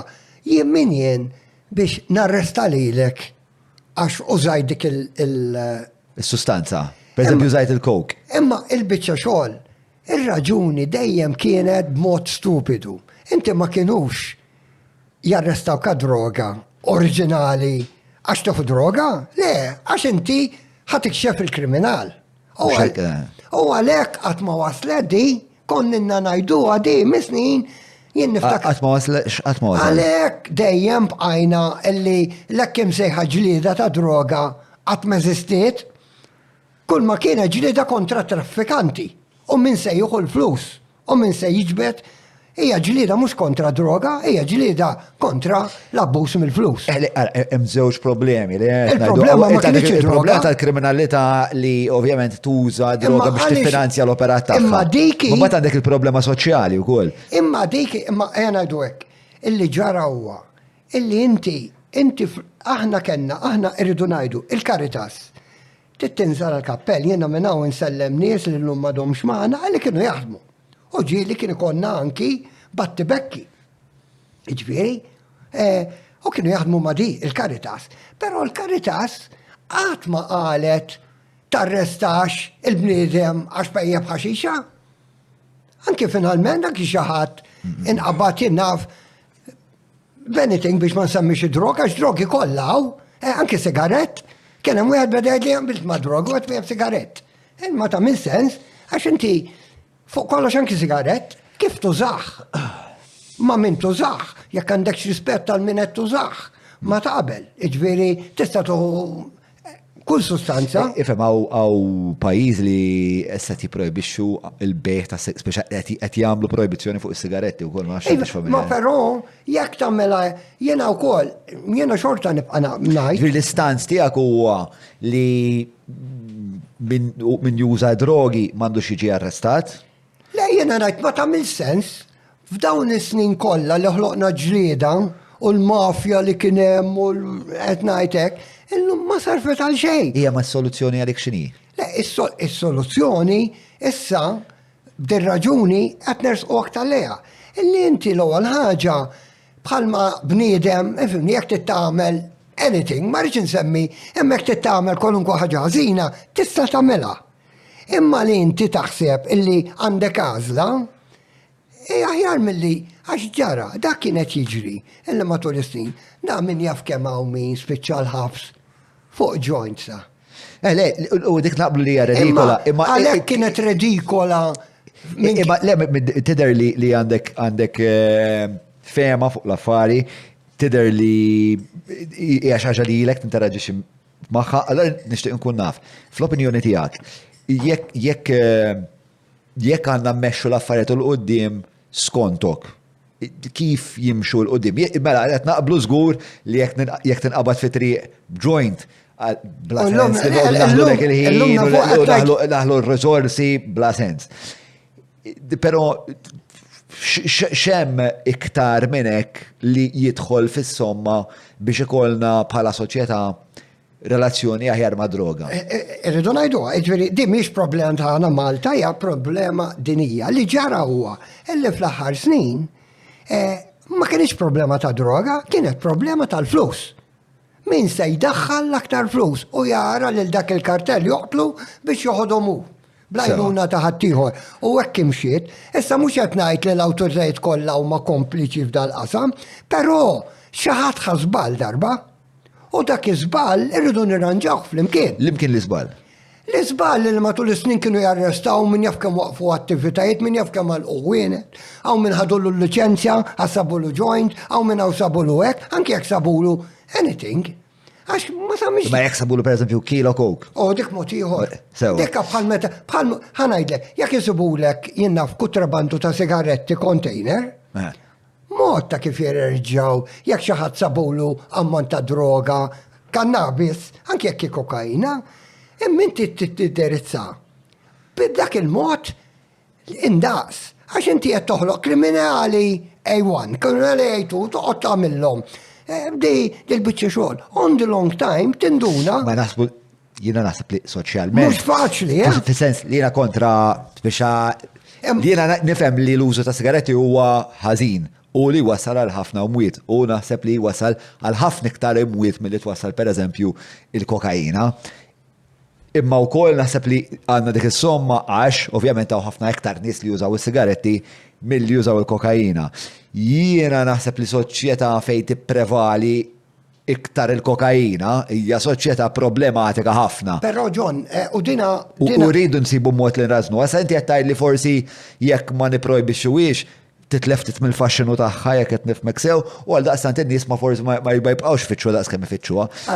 Imma dak it-trażin, biex jiena naħseb l-oġġettiv għandu jkun, mhux l-oġġettiv skużani, l-għan naħħari għandu jkun inqas kokaina fis-soċjetà. Kif ħanaslu għalih? Imma però. Il-podcast ta' John huwa proġett indipendenti u ħieles mill-influenzi tal-partit il-kbar u l-lobby groups li jorbitawhom. Bekk jista' jibqa' jiġi mtella biss jekk inti tgħin. Jiet nappellalek biex iżżur il-ħolqa ta' fuq jew jekk qed issegwi lil mill-YouTube billi tidħol ġewwa patreon.com/John Mallija u tina daqqatit. Tinsiex, il-podcast ta' John huwa l-podcast tagħna bidik ħaduha. Qafa sabru. Però il-biċċa xogħol ġara. Di qed ngħidlek, il-biċċa xogħol aktar ma tajt lin-nies, speċjalment lin-nies li m'għandhomx karattru b'saħħtu, tuħodix dik. Hemm xi ħadd jippoġġilek il-flus u jixtrik. U inti ma tarax għax tuħu l-kokaina għax tajba jew ħażina, you don't mind. Dal-istess anke jekk hija xi ħaġa esplosiva, x'inhi. Jiġifieri da bħal bomba hija perkoluża wkoll. Mhux qed ngħid il-bombi. Unikament hija għalhekk teżisti. Imma anki jekk taqbad mur eżempju u tarresta xi ħadd tagħmel musketterija żgħira, ma tagħmel sens, issa fil-kassa drog hekk bdew jagħmlu, bdew jaqbdu liż-żgħir u jippruvaw. U jiena ngħid illi l-attitudni trid tinbidel. U jekk hemm bżonn. Tħoss li bidlet? Qed tinbidel għax il-ġenerazzjoni matul iż-żmien tkellmet. Jiena għalhekk illum jien kuntent, ġifieri fil-każ tal-kannabis, ma jiex il-kannabis irridu ngħidu min jaf kemm batew ġenituri. Qatluhom, jien naf, qatluhom bl-inkwiet għax arrestawlhom it-tifel għassabulu ġojn. Naf minna di. Però jiena naf ħafna ġenituri, ġifieri jiena għandi ħabib pereżempju tant pay up smoke li kellu acute psychotic episode ma nafx jiġi bil-Malti, fejn da fucking telef moħħu, Tiġri u koll, irridu nsibu bilanċ, irridu nsibu ekwilibrju li huwa. Huwa importanti, jiena għalhekk qed ngħid, xi ħadd illi kellu x'jaqsam di irid jitlob skuża u jrid jitlob raġuni. Għaliex? Għax ftakar illi minħabba li il-każ tal-kannabis, pereżempju, kienet illegali, kellna ħafna ħmieġ illi kienu qed jagħmluh u kienu qed jikkonsmaw ħafna nies. U kien ħmieġ, anki Malta sabu per eżempju erojna bil-ċomp. Kif is-snin 80 qed ngħidlek ta' umitu n-nies jimmort funeral. Iġifieri, però minn dak iż-żmien ftit bdew jitkellmu jien niftakar meta kienu ikunu deħlin party u kienu jagħmlu rejd. U kien hemm min jibla l-ecstasy u miet. Jiena leħġi smajt stejta minn bella 10 dawn huma l-iżbalji li xi ħadd xi darba jgħid żbaljajna u hemm bżonn nimbidlu l-biċċa xogħol. Jiġifieri jiena hekk qed ngħid, jien mhux qed ngħid kellha ħtija għax inutli. Da bħal mal-Knisja fejn tgħid żbaljat, għandha tgħid żbaljajt. Ekku. Mela, u l-esperjenza tiegħek bid-droga? Le, jien ifhimni, jiena għalija min jafni li jaf il-riżultat ta' x'insarraf bħala karattru. Jiena jekk tkellim fuq il-kannabis u għattelhom illi tittiġi kif qiegħda llum, għatta fuq programm, wieħed mill-ewwel programm milli kellu ġewwa Soppardi, Peppi, kien jismu bir-rispett kollu, jinsab fuq il-YouTube. Jinsab fuq il-YouTube. Kien jagħmel karikaturi fuq da. Iva. Kienu u l-Spider kienu jagħmluhom. Darba u darba l-Spider. YouTube tiegħi bir-rispett kollu. Bir-rispett kollu le Julian Rtisiba. U jiena u niftakar dak iż-żmien kont ħadd miegħi. Bir-rispett. Kont ħadd miegħi pjanta li tikber kollum kien tixbaħ tal-kannabis. Ħadd taħdejja. Għax il-ġimgħa ta' qabel kelli l-Mario Zoppardi li ħallina ftit ilu u Emmu, ġifieri. Uħdejja kelli pjanta ra, fil-fatt tara pjanta. U kieku taf xamluli, għax ġi ċalza rigolla jaħfillu jgħidli dik tal-kannabis ħatta fuq il-televi, dak il-life, Menti apposta mill-tal. Apposta mill-tal. Biex t-provokaħ. Le, biex l-affarijiet ġibnihom kif qegħdin illum. Biex t-provoka insomma reazzjoni. Ħanajdlek qabel kien ikollok ħanu. Ġri inti dak iż-żmien hemmhekk qed tajt illi għandna nilegalizzaw għal xiex qed-argumenta favur xiex. L-istess li għatlek illum li m'għandekx tarresta n-nies u għandna nitkellmu biex. Kemm kien faqar, Rajtu? Ġifieri, le, ma il-fatt jiena dawn huma l-affarijiet li fil-fatt Pepe Azzopardi ftit ilu ħareġ qal jiena kont mort protest għax aħna dak iż-żmien fin-1984 konna minna protesta konna semmejnija Buzz Demonstrat fis-Sena Internazzjonali taż-Żgħażagħ 1984. U konna xi madwar il-fruħ ta' konna tlaqna minn ħdejn il-Premier u konna spiċċajna l-ABC Cinema il-Furjana. Fej jagħmlu l-ground. U għaxiex kontu qed targumentaw? Għaw qed tipprotestaw? Di kienet aktar protesta fis-Sena taż-Żgħażagħ kien jisimha xiridu żgħażagħ. Sewa. U kulħadd kellu temi, u kien hemm ħafna dwar il-kannabis. Fil-fatt dal-aħħar semmija ġo għal għadni niftakar. U fuq dal-programm hemm dak li bażikament għaddikinhar u llum Ġiri, dak il-program kont qed argumenta biex jifqu jarrestaw in-nies fuq joints biex. Għax xi sena qabel, sentej qabel, kienu arrestawni. Fuq Joint. Kienu qabduk kont qed Paċeville, Iva. U ħadd responsabilità tiegħi miegħi kien hemm ukoll illum Alla jaħfillu. U dim il-mikrofon jgħid. Miegħi Alla jaħfillu kien hemm ukoll il-Lito li kien miet f'inċident ta' traffiku, kien anke DJ u kantant u bażikament li għallet tal-lawn il-qorti kienu waqfuni ftit mill-PBS dak iż-żmien, però xorta kien hemm min qabis għalija, nies ta' awtorità illi jibqajt il-PBS, imma kienu waqfuni nagħmel programmi. Però ftit wara ġajt bdejt u li ġaraw illi kulħadd jipprova jgħidlek hekk għax kien hemm anke min kiteb politikament, Iġver kien hemm gazzetti illi kellhom ituni 4 ġimgħat risposta u kelli nirrabatti dak kollu li qalu. U tagħna għaddiet, jiġifieri, ma bżonn nisemmi ismi, però jiena dejjem hekk ngħid, jiġifieri jiena għadni niftakar anke f'missieri għalih fillu li kien jinkwieta ħafna lija, u llum il-ġurnata ngħid kieku għadu ħaj jgħid illi dak li jridna. Dek tagħmel użu mill-kannabis? Iva, jiena illum l-ewwel ħaġa hija qiegħda hemm u alla ħares le, però jiena għalhekk għalkemm napprezza li tista' tkabbara, hawnhekk irid nagħmel appell, għax jiġifieri ħafna minn nies illi jużaw il-kannabis huma dispjaċuti. Illi għadhom sal-lum m'għandhomx minn fejn iġibu il-kwalità ftakar meta ngħidu kannabis li mhux qed nużawha hekk ta' biex nilagħbu jew biex naħdu baż mhijiex hekk. Hija parti minn ħafna affarijiet. U mbagħad hemm il-kannabis mediċinali, hemm is-CBD u hemm ħafna. U inti għalfejn tuża l-kannabis? Le fimni, minn bħalma nieħu l-kafe. Sewa. Però, issa, ma rridx noqgħod ngħid hekk ħalli ħadd ma jgħidli li qed nuża meta jkun hemm il-mument nitkellem dwarha. Però jiena inħossa pjanta illi għandha kwalitajiet tajbin bħal huma ħafna mill-pjanti oħra. Jekk taraf tużhom. L-ewwel ħaġa hija mediċina, hija kwalunkwe kollox, affarijiet, creams, anything you name. Inti mhux għalhekk tuża. Nużaw kolek. Ukoll? F'kollox nużajjem.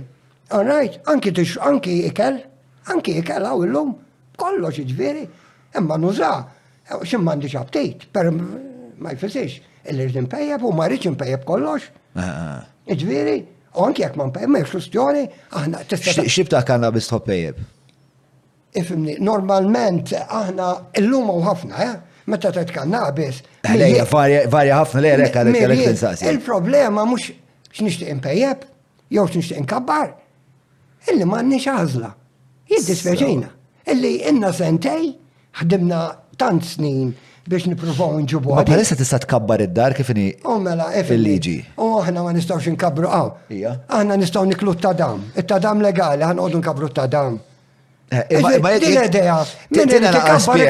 Tina naqra masterclass fil-botanija. Imma l-ewwel ħaġa, ifimni, l-ewwel ħaġa di hemm kwestjoni oħra. Għax di, għarrajt, għaddejna daw l-affarijiet napprezza. Però ma affarijiet li ma sarux kif suppost u nispera li jirranġaw mill-aktar fis. Għaliex, għax inti, alright, mela tista' tkabbar. Ħafna nies qabdu nefqu mijiet tal-liri biex ikabru d-dar. Sewa. Imma għalija insult, għax inti n-nis ma tismomx hemm, għandek ħafna tfal, imsiken għadhom ma jafu xejn, nista' nkabbar jenta, nkabbar. Sewa. Imma that's not how things għandek tagħmilhom. Kif għandek tagħmilhom? Le, għax aħna minna żmien nagħmlu proposti. Għamilna konsultazzjoni nazzjonali. Kif għandha ssir? Le, għandha ssir billi inti l-ewwel ħaġa tagħti ċans il-bniedem l-informazzjoni jsiba, mhux ħloqna bord biex joqgħod jgħidilnek ma tistax tagħmel, ftit wara mbagħad biddel kollox. Mentri aħna. Il-pajsa tajt li mhux ċara il-liġi. Għax hawn ħafna nies illi ħadmu snin sħaħ. Ħafna minnhom batew u anki spiċċaw maqfulin għax tkellmu dwar dal-mod. u mamlu xej kbir, ta' ma kienux kriminali.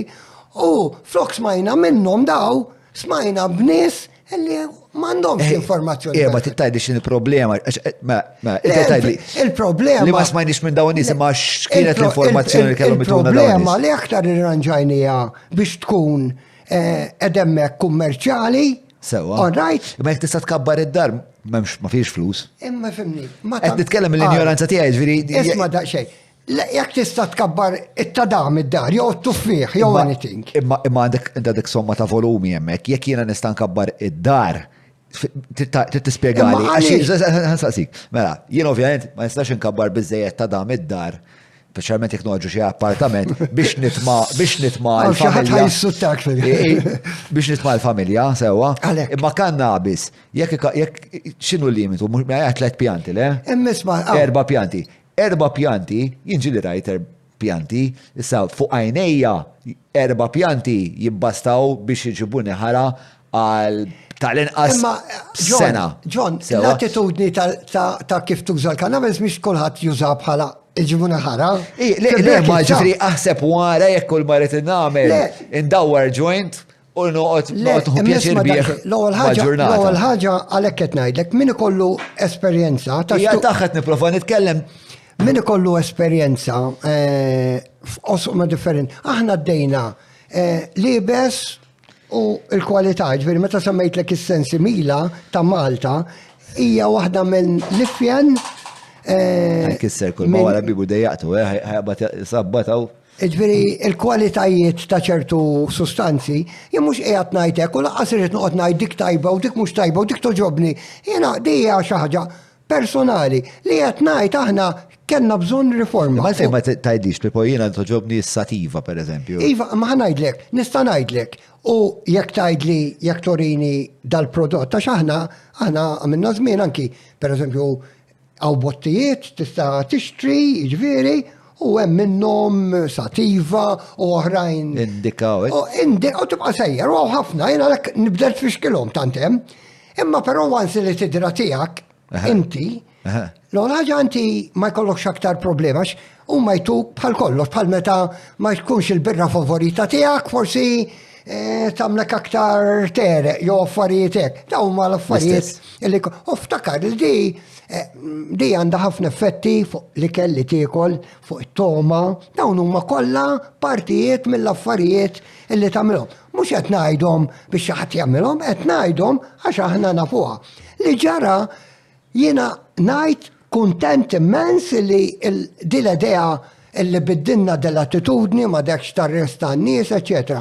Però nagħmel appell minn hawn u ġej għamiltu, imma nagħmel appell. L-importanti illi naġlu s-sistema biex min irid juża m'għandux għaliex ikun komplikat joqgħod isib daw il-clubs, issa clubs u mhux clubs u tagħmel club mingħajr dħul, mela inti se tagħmel xi ħaġa mingħajr dħul. Jiena ngħidlek l-idea tista' tkun tajba, imma anki li tagħmel club daħat ma ibeħlek xi ħaġa b'xejn. Mhux hekk.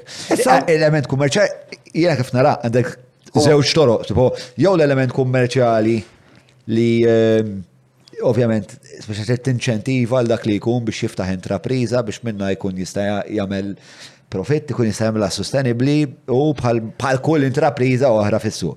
Jew nkella li tkun tista' tkabbar għad-dar. Jiġifieri b'4 pjanti, jekk kabbar 4 pjanti d-dar, jekk trid tkun kapaċi. 4 pjanti. People will be permitted to store up to 50 grams of dry cannabis bud at home at any given time. 50 grams is a lot. 50 grams. Immis ma daqxej. Le, ma irridu najdu. Gramma kull-jum? Isma, inti taħseb, għaw. Gramma kull-jum huwa ammont aċċettabli ħafna ta' huwa tajjeb. Huwa tajjeb illi ħafna min-nies illi ilhom din ix-xena ma jfissirx illi huma kapaċi fil-ġardina. Tagħmilha aħna ħafna drabi in-nukleu ta' dawn in-nies illi għatlek jien mhumiex nies illi jekk jagħmlu xi ħaġa jagħmlu għalihom. Jagħmluha f'komunità. L-idea li jsiru tipo ta' clubs tagħmel daqsxejn sens, imma mhux kif għamluha li sennejna kważi sentej u għadu ma sar xejn U aħna li n-naħajitna nistennew. Iġifieri. Għalfejn taħseb li għadu ma sar xejn? Dispeċini, jena għalek qed nagħmel appell, jena aħna minna diġà ħafna mill-affarijiet, jien pereżempju qed Imma għalfejn taħseb li ma sar xejn? ma nafx, aħna kellna l-ewwel board wara ftit irreżenjat l-ewwel il-minħat. Kummissarju, he? Iġifieri, moħlija dak iż-żmien għalija jien, iġifieri. Ġieli kellimtuha, saqsejtu għalfejn qed ċewa? Ħanajdlek ma kienx hemm kada qed ngħidlek li kif saru l-affarijiet, ma kienx hemm kustjoni. Inti dik il-problema li Kwistjoni, żgur kien hemm jekk għadkom ma wasaltux, xi raġuni. Imma il-problema li ġara huwa li da qed ngħidu da żminiet li għaddiet kienet żmien l-elezzjoni u kważi s-sena l-oħra ħafna mill-affarijiet bdew jsejru issa jsiru issa nibdew ġew l-elezzjoni. U mbagħad tgħaddi sena u ma sar xejn. Taħseb li kienu qed jinqdew bikom fuq l-adba tal-elezzjoni. Isma' xejn, jien nibqa' ngħid dejjem ħasib xi ħadd jaqgħda bik u dejjem issib xi ħadd jipprova jgħinek. Jiġri bħalma jkun hemm xi ħadd jgħinek, xi ħadd ikun jien hekk naħdem, jien naħseb pożittiv ħafna u anke jekk irid nikkritika xi ħadd, aħjar immur ngħidilu u ngħidlu eżempju jekk irid ħaġa lill-Ministru aħjar immur nsibu minn noqgħod ngħid minn wara daru. Dawk mhux minn wara daru, hekk jarak il-Ministru. Le, imma il-biċċa xogħol hija mhix kwestjoni ta' Ministru, kwestjoni ta' nies. Hawn nies il-sena l-oħra forsi kienu għadhom ħajjin, u llum m'għadhomx. U daw batew iċ-ċirkostanzi. Kien hawn min kellu bżonn juża il-marwana għax kellu bżonna għal raġunijiet mediċi. U qabduh daħlu hekk u kellu jagħmel ħafna ħasil u ġennewlu l-familja. U telef ix-xogħol, jiġifieri dawn l-affarijiet illi rridu nindirizzawhom. Aktar mu qed naħlu ħin qed ibagħtu. Taħseb li qed hawn nies li qed jitilfu x-xogħol ħabba l-kannabis. Illum le. Però għatlek il-problema aħna għadna għadha wisq il-flus l-ewwel. U jiena lek għatlek jien mhux illi ma naħsibx l-ewwel bil-flus, anzi bil-kontra. Illi ġara, illi ħafna minn nies tista' tkabbar għax ġara fetħu ħafna ħwienet f'daqqa waħda biex tkabbar il-kannabis. U f'daqqa waħda nnotaw uħud minnhom diġà bdew jalqu. Sewa. Iġifieri bdew assoċjazzjonijiet għaliex ix inti mhux imbilli tajt, inti kulħadd jista' jkabbar il-banana, imma tkabbar wieħed jew tnejn. Il-problema hija għandek ħafna nies illi forsi uħud minnhom, jien pereżempju kell ħbib tiegħi illi meta għaddiet il-liġi kienu ħajjin illum mietu. U daw xtaqgħu illi ikunu għal-naqqas gawdew ħajjithom fil-ħajja. Jiena anki kien hemm proponimenti illi n-nies illi batew minħabba il-liġijiet inġusti li kien hawn matul is-snin, jien naf speċjalment in-nies ta' ċertu età, anzjani, jiena taw free, mhux biex tixtri, jien naf bot ta' kannabis grammi tetton fuq 100 u fuq hekk fuqha. Sissa bħal mandu jagħtu il-mediċini l-min jużaw bħala mediċini, il-kannabis ukoll. Jew kannabis, jew nużaw mediċina jew le. Iġifieri hekk dawn l-affarijiet ma nsemmu jien naf ċert illi hekk jiġu da. Iġifieri imma it takes time. Però jien hekk qed ngħid kellna ċans li mmexxu l-affarijiet u għal aktar kaos, pereżempju prodotti ta' CBD issibhom dak il-prezz. Hekk, issibhom suppost anki kull prodott tal-kannabis irid kollu data meta jispiċċja, jiskadi, eċetera. Uħud minnhom m'għandhomx, uħud minnhom qegħdin maqfulin hekk, uħud minnhom irrowljati f'ġo. Daw l-affarijiet għax jidher u finalment mhux qed nikritikhom imma l-bord. Kritikom, Iva, imma mhux qed nikkritika l-bord qed ngħid, imma l-bord irid jagħti kasom. Imma meta ngħid kritika, ma jfissirx kritika biex immaqdarhom, illum ġara kemm ilu X'fix il-problema billi tmaqdar, mhux qed nifhem. Le, meta ngħid hekk huwa. Jekk qed jagħmlu biċċa xogħol ta' żibed biex daw qed tħallashom it-taxxi tiegħek. Biex jagħmlu biċċa xogħol tajba qed jagħmlu skontok mandra billi tmaqdarhom. Inti tafni li il-ġenerazzjoni tagħna qatt ma kellna ħajta firsilna, ġifieri dak li rridu ngħiduh, imma nippruvaw ngħiduh bl-aħjar mod. Sfortunatament illum di anki fil-politika qiegħda. Kultant l-aħjar mod huwa li tkun ibes. Meta n-nies qed jagħmlu daqshekk sfreġu. Imma jien qed ngħidlek kemm huwa importanti dal-Facebook, però ħafna nies laqgħat kienu jafu u laqas jafu kif jużaw, jew użaw ħażin. Il-problema tal-lum anki ta' kif inbidlu l-idejat tagħna politiċi, ta' kif niddiskutu. All right? Intelef daqsxejn, battitudni. Illa ħanibqgħu sejrin, għax fi żmienkom taf kien għamel dak. Ora, u nibqaw sejrinek, jow, u inti qatt muħat kunek, u inti qatt nispiċċaw li flok. Kwalunkwe argument, nitkellmu fuq, u anki politikament, neħlu noqogħdu ngħidu li dak qatt m'għamel intom taf x'għamiltu u aħna minna hekk. U jekk ikun hemm problema, anki jekk tiegħek hija aħjar minn taqblu, ma nirranġaw għad dik il-problema u qed neħlu f'ħafna affarijiet. Għaliex? Għax qed nabbu ħafna u mhux qed inħallu biżejjed nies li kellhom esperjenza fiha jimbuttaw. Mhux bħala li jkunu jiena ngħid ħaġa, ġifieri jien f'ċertu affarijiet il-fatt li kont parti minn board u mort ftit żmien ġast biex norganizzaw dik l-attività u għamela, stajt għamiltin. Jien qatt ma kont li għandi idea tagħmilha int. L-ewwel issir. Li nista' nikkritikak ngħidlek stajt għamil tajjar, hekk hija. U jien nemmena. U aħna qegħdin anki tinnota l-kummenti tal-Facebook ta' ċertu affarijiet, meta jitkellmu xi ħaġa għax kellmu qalblu. Ħafna intom qed titkellmu. Bla sens, aħjar ma ktibtu xejn dak il-messaġġ. Ġara, bissa ħatek ħafna nies ma domx jagħtu każ il-kummenti. U di tiġri, jiġifieri ti tara. Jiena pereżempju nsemmi l-gazzetti, il-gazzetti stampati. Il-gazzetti sfortunatament sparixxew. U l-raġuni għaliex mhux qed issir pubbliċità għalihom. Għaliex mhux qed inħajru n-nies jaqraw il-gazzetti wkoll, bħalma jaqraw ktieb. Fihom enfasi daw, u l-gazzetti mhux verek taġi barra ma metux daqshekk kemm tinnihom hawn. Naħseb li, fuq di tal-gazzetti għax li ġaġa li naħseb naqra dwarha. Il-gazzetti Malta jidir li l-aħħar li għamel l-istħarriċ Vince Marmara mi ma jagħmlux dakaw l-istat tan-nazzjon, State of the Nation. Għalija gazzetti huma 2%, meta staqsew l-nies isma' intom minn fejn ġibu l-aħbarijiet tagħkom, 2% biss tal-pajjiż iġibhom mill-ġismu. Issa ma nafx jekk tista' tiċċekkja jekk din hix tendenza li tikkorrala. Le sekonda waħda x'tajjeb li mal-bqija tad-dinja. Tajjeb li nsemmi għax segwejta sew. Qabel il-COVID kienu diġà bdew jonqsu l-gazzetti. Sewwa. Però konna għadna narawhom fil-każini, fil-ħwienet kollha, kullum kienu għadhom hemm. Sa 2020. Kif bdiet il-COVID, għalu naħħuhom il-gazzetti. Illum il-ġurnata, fi żmien il-COVID, il-gvern kien qiegħed jagħti sussidju biex jistampaw il-karti. Fil-verità mhumiex effiċjenti il-gazzetti. Ejja kollu sinċira, speċa kieku jkolli nid-divorzja speċ ta' li l-nifsi bin-nostalġija tal-karta, ngħidlek li jisma' jiena għalfejn għandu not nistenna sada fil-għodu biex tgħid l-aħbar li l-Facebook ħajajd li fit-8 ta' flaxija tal-ġurnata ta' qabel. Ma però ma dix hekk il-gazzetta. Il-gazzetta saret tara anki mhux biex tara l-aħbarijiet, biex tara l-artikli. U dik li ġara, kulħadd sar jara l-news tal-moment. U l-artikli kulħadd qed jinsihom. L-artikli qed tgħid l-opinjonijiet. L-opinjonijiet kulħadd qed jinsihom. U għalhekk m'għandniex biżejjed din l-armonija. Imma mhux għax hawn pjattaformi oħrajn li qed jipprovdu għal dak in-nuqqas.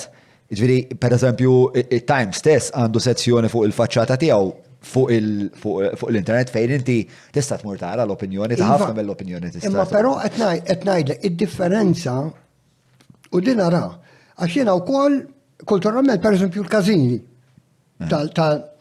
inqishom importanti ħafna. Il-każini tal-banet, il-każini ta' kollox. F'dawn l-aħħar snin wara l-COVID, pereżempju, għaliex f'każini tinti taf li l-gvern ħallas ta' biex il-gazzetti li jistampaw ta' kuljum, li jistampaw ftit. Jiġu stampati fuq karta. Iġveri l-lum. Le naf il-gvern jissussidja.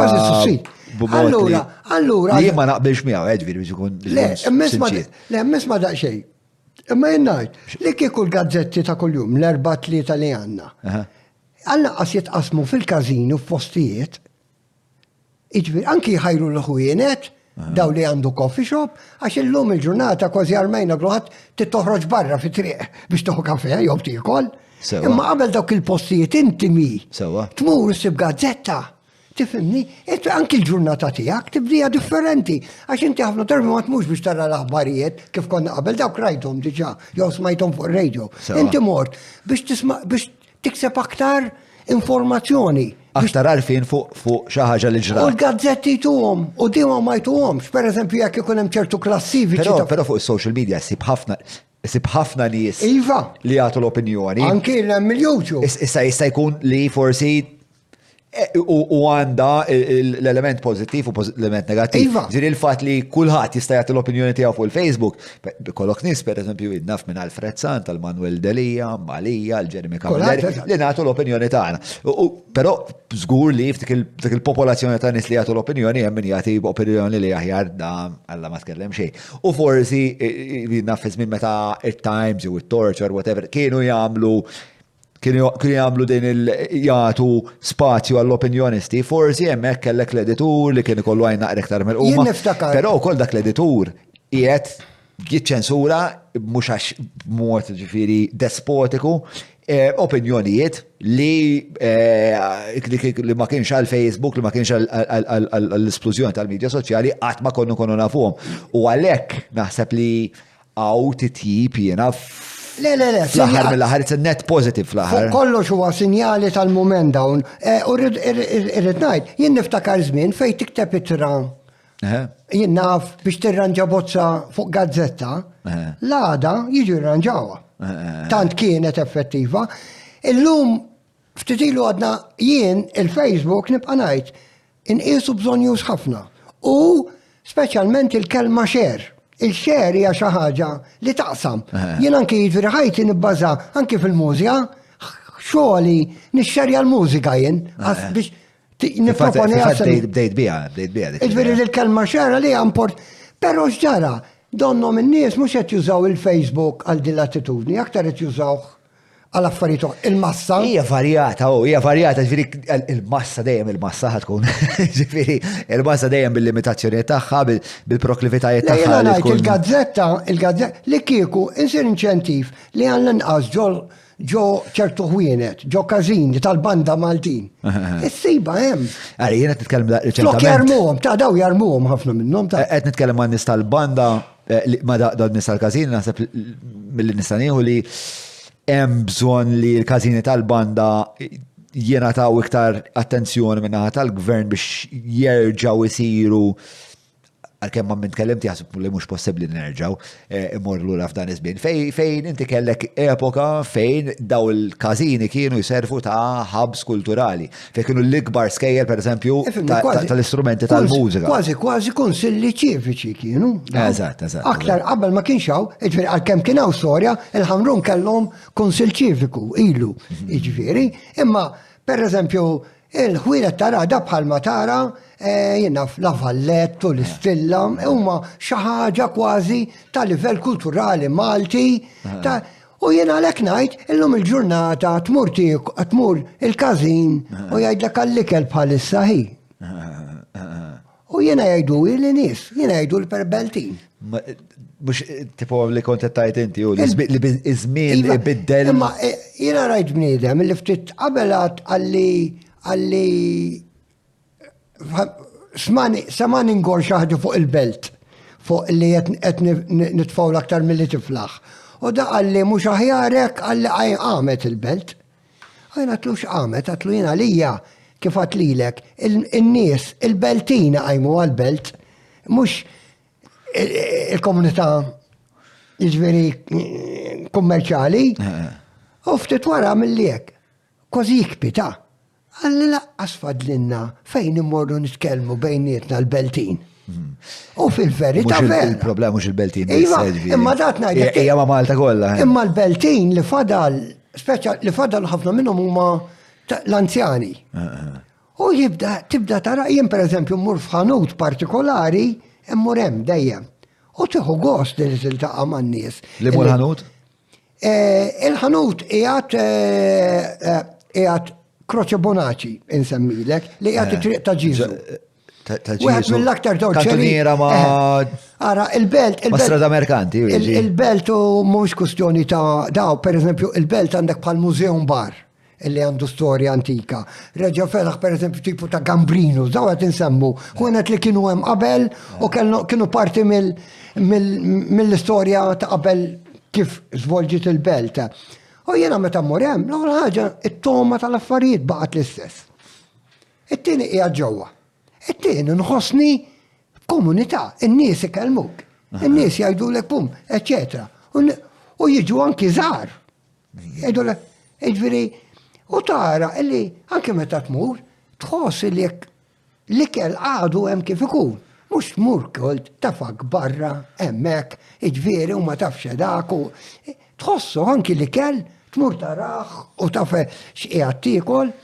U ġieli nqum fil-ħodu jien issa jenna jxawdex.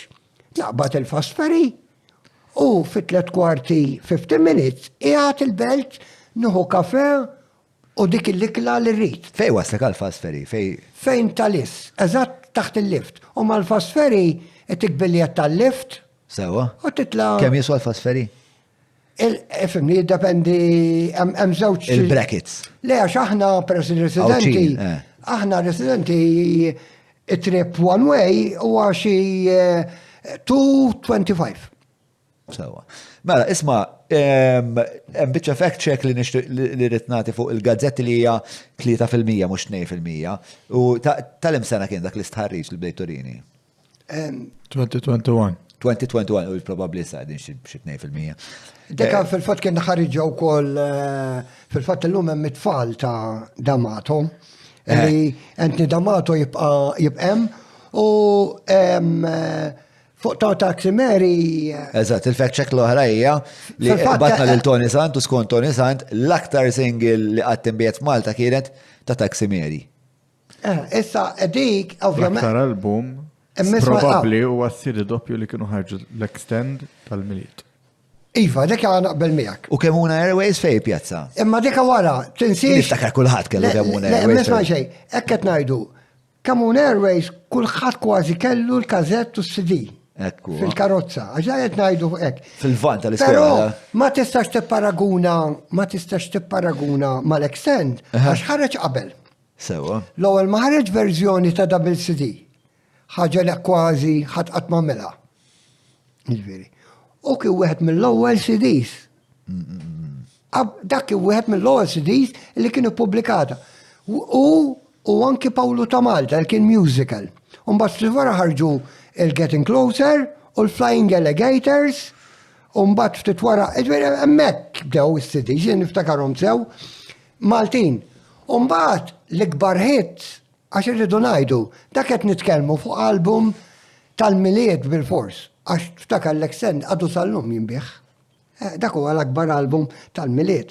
Però dak li jettinat ta' Taximeri hija għat-tikketta Anthony D'Amato. Ftakar li Malta ma kienx hawn tikketta ta' diska waħda. Sewa. Id-diska ta' Freddie Portelli irrikordjata fuq aktar minn tikketta differenti aktar minn waħda. U d-bijat li l-minn xtutna wkoll. U għalhekk ngħidlek hija l-aktar waħda l-imbijat u saret matul iż-żmien. Pereżempju ħafna verżjonijiet ta' ħafna nies kantaw Viva Malta. U Freddie Portelli fin-90s daw wara Kemuna dak iż-żmien ta' Kemuna Airway għax imbagħad kienet sar fenomenu. Id-diski il-violin fl-80s waqfu. Sewa. Fil-fatt Freddie Portelli kien ibieħ fis-70s kien l-aktar grupp il-Black Train, l-aktar li jibieħ diski. U kien hawn ħafna gruppi, Tony Gauci, il-Black Train, Xemx, u dawk id-diski kollha dom popolari. Imma mbagħad kien hawn l-era tal-makkjetti. U kien hawn il-ħwienet tad-diski u l-kumpaniji tad-diski. D'Amato l-aktar diska li bieħ kienet Taximeri. Għax hemm il-kumpanija D'Amato illi hija issa qed issemmi His Master Voice, ovvjament, aħna it-tabella. Kienet forma parti mill-kumpanija His Master's Voice, għax peress li għanda it-tabella l-istess. Le għax D'Amato li ilu snin, ilu fuq minn mit-sena, D'Amato kien iġib id-diski on His Master Voice, l-ewwel kumpani, allura tibqalek tal-His Master Voice. Bħal meta jinnaf iġib l-ewwel Bajro għax kien jisemma Bajro. Allora tikteb Bajro. Iġviri, u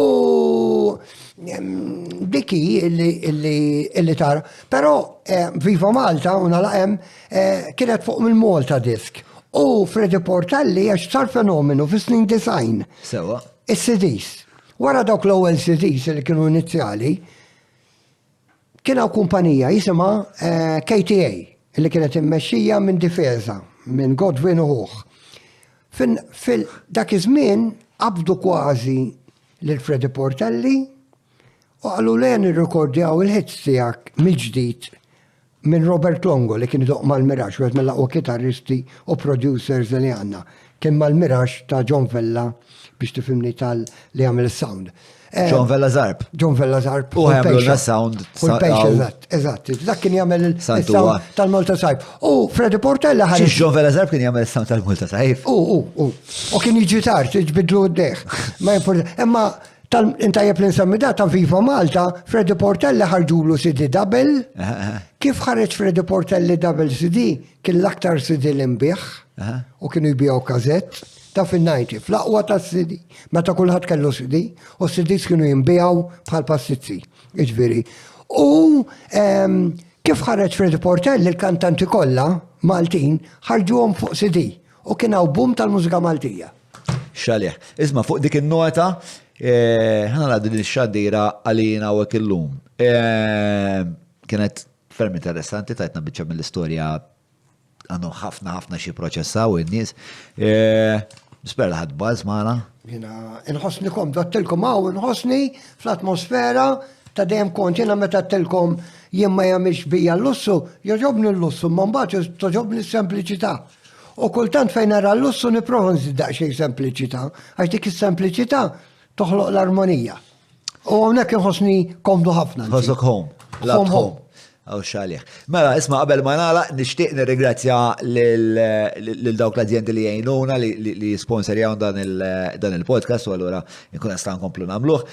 L-azzjendi ħbib tagħna huma il-Hungry Hippie, il-Browns, il-Vini Capricci, by Abram, ovvjament Maple li provdulna sourdough minkejja għad-disgrazzja, għad-dizappunt, skużan, ritnajt ta' Matthew l-lum ma kellniex sourdough, għalbu maqsuma sejmur id-dar. Grazzi wkoll id-Derek Meads, il-Lafex Media, il-Garmin, il-Kutriko, kif koll l-Cabs u il-Ferrara Kaza. Nfakkarkom jekk tixtiequ tissieħbu mal-familja li wkoll tgħin biex dan il-podcast ikompli iseħħ, patreon.com/Joe Malija. Alfi, grazzi immensament Ma nafx kif il-kollega ma semma xej dwar l-ikel.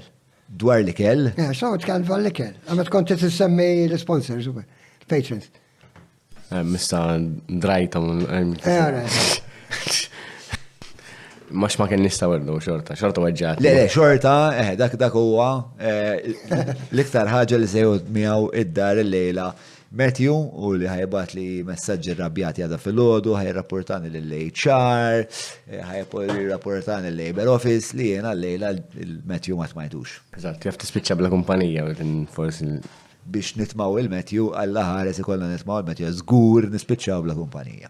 Patreon.com/Joe Malija. Grazzi Matthew, grazzi Julian u grazzi Alfi. Grazzi intom. Il-lejli tajb, guys.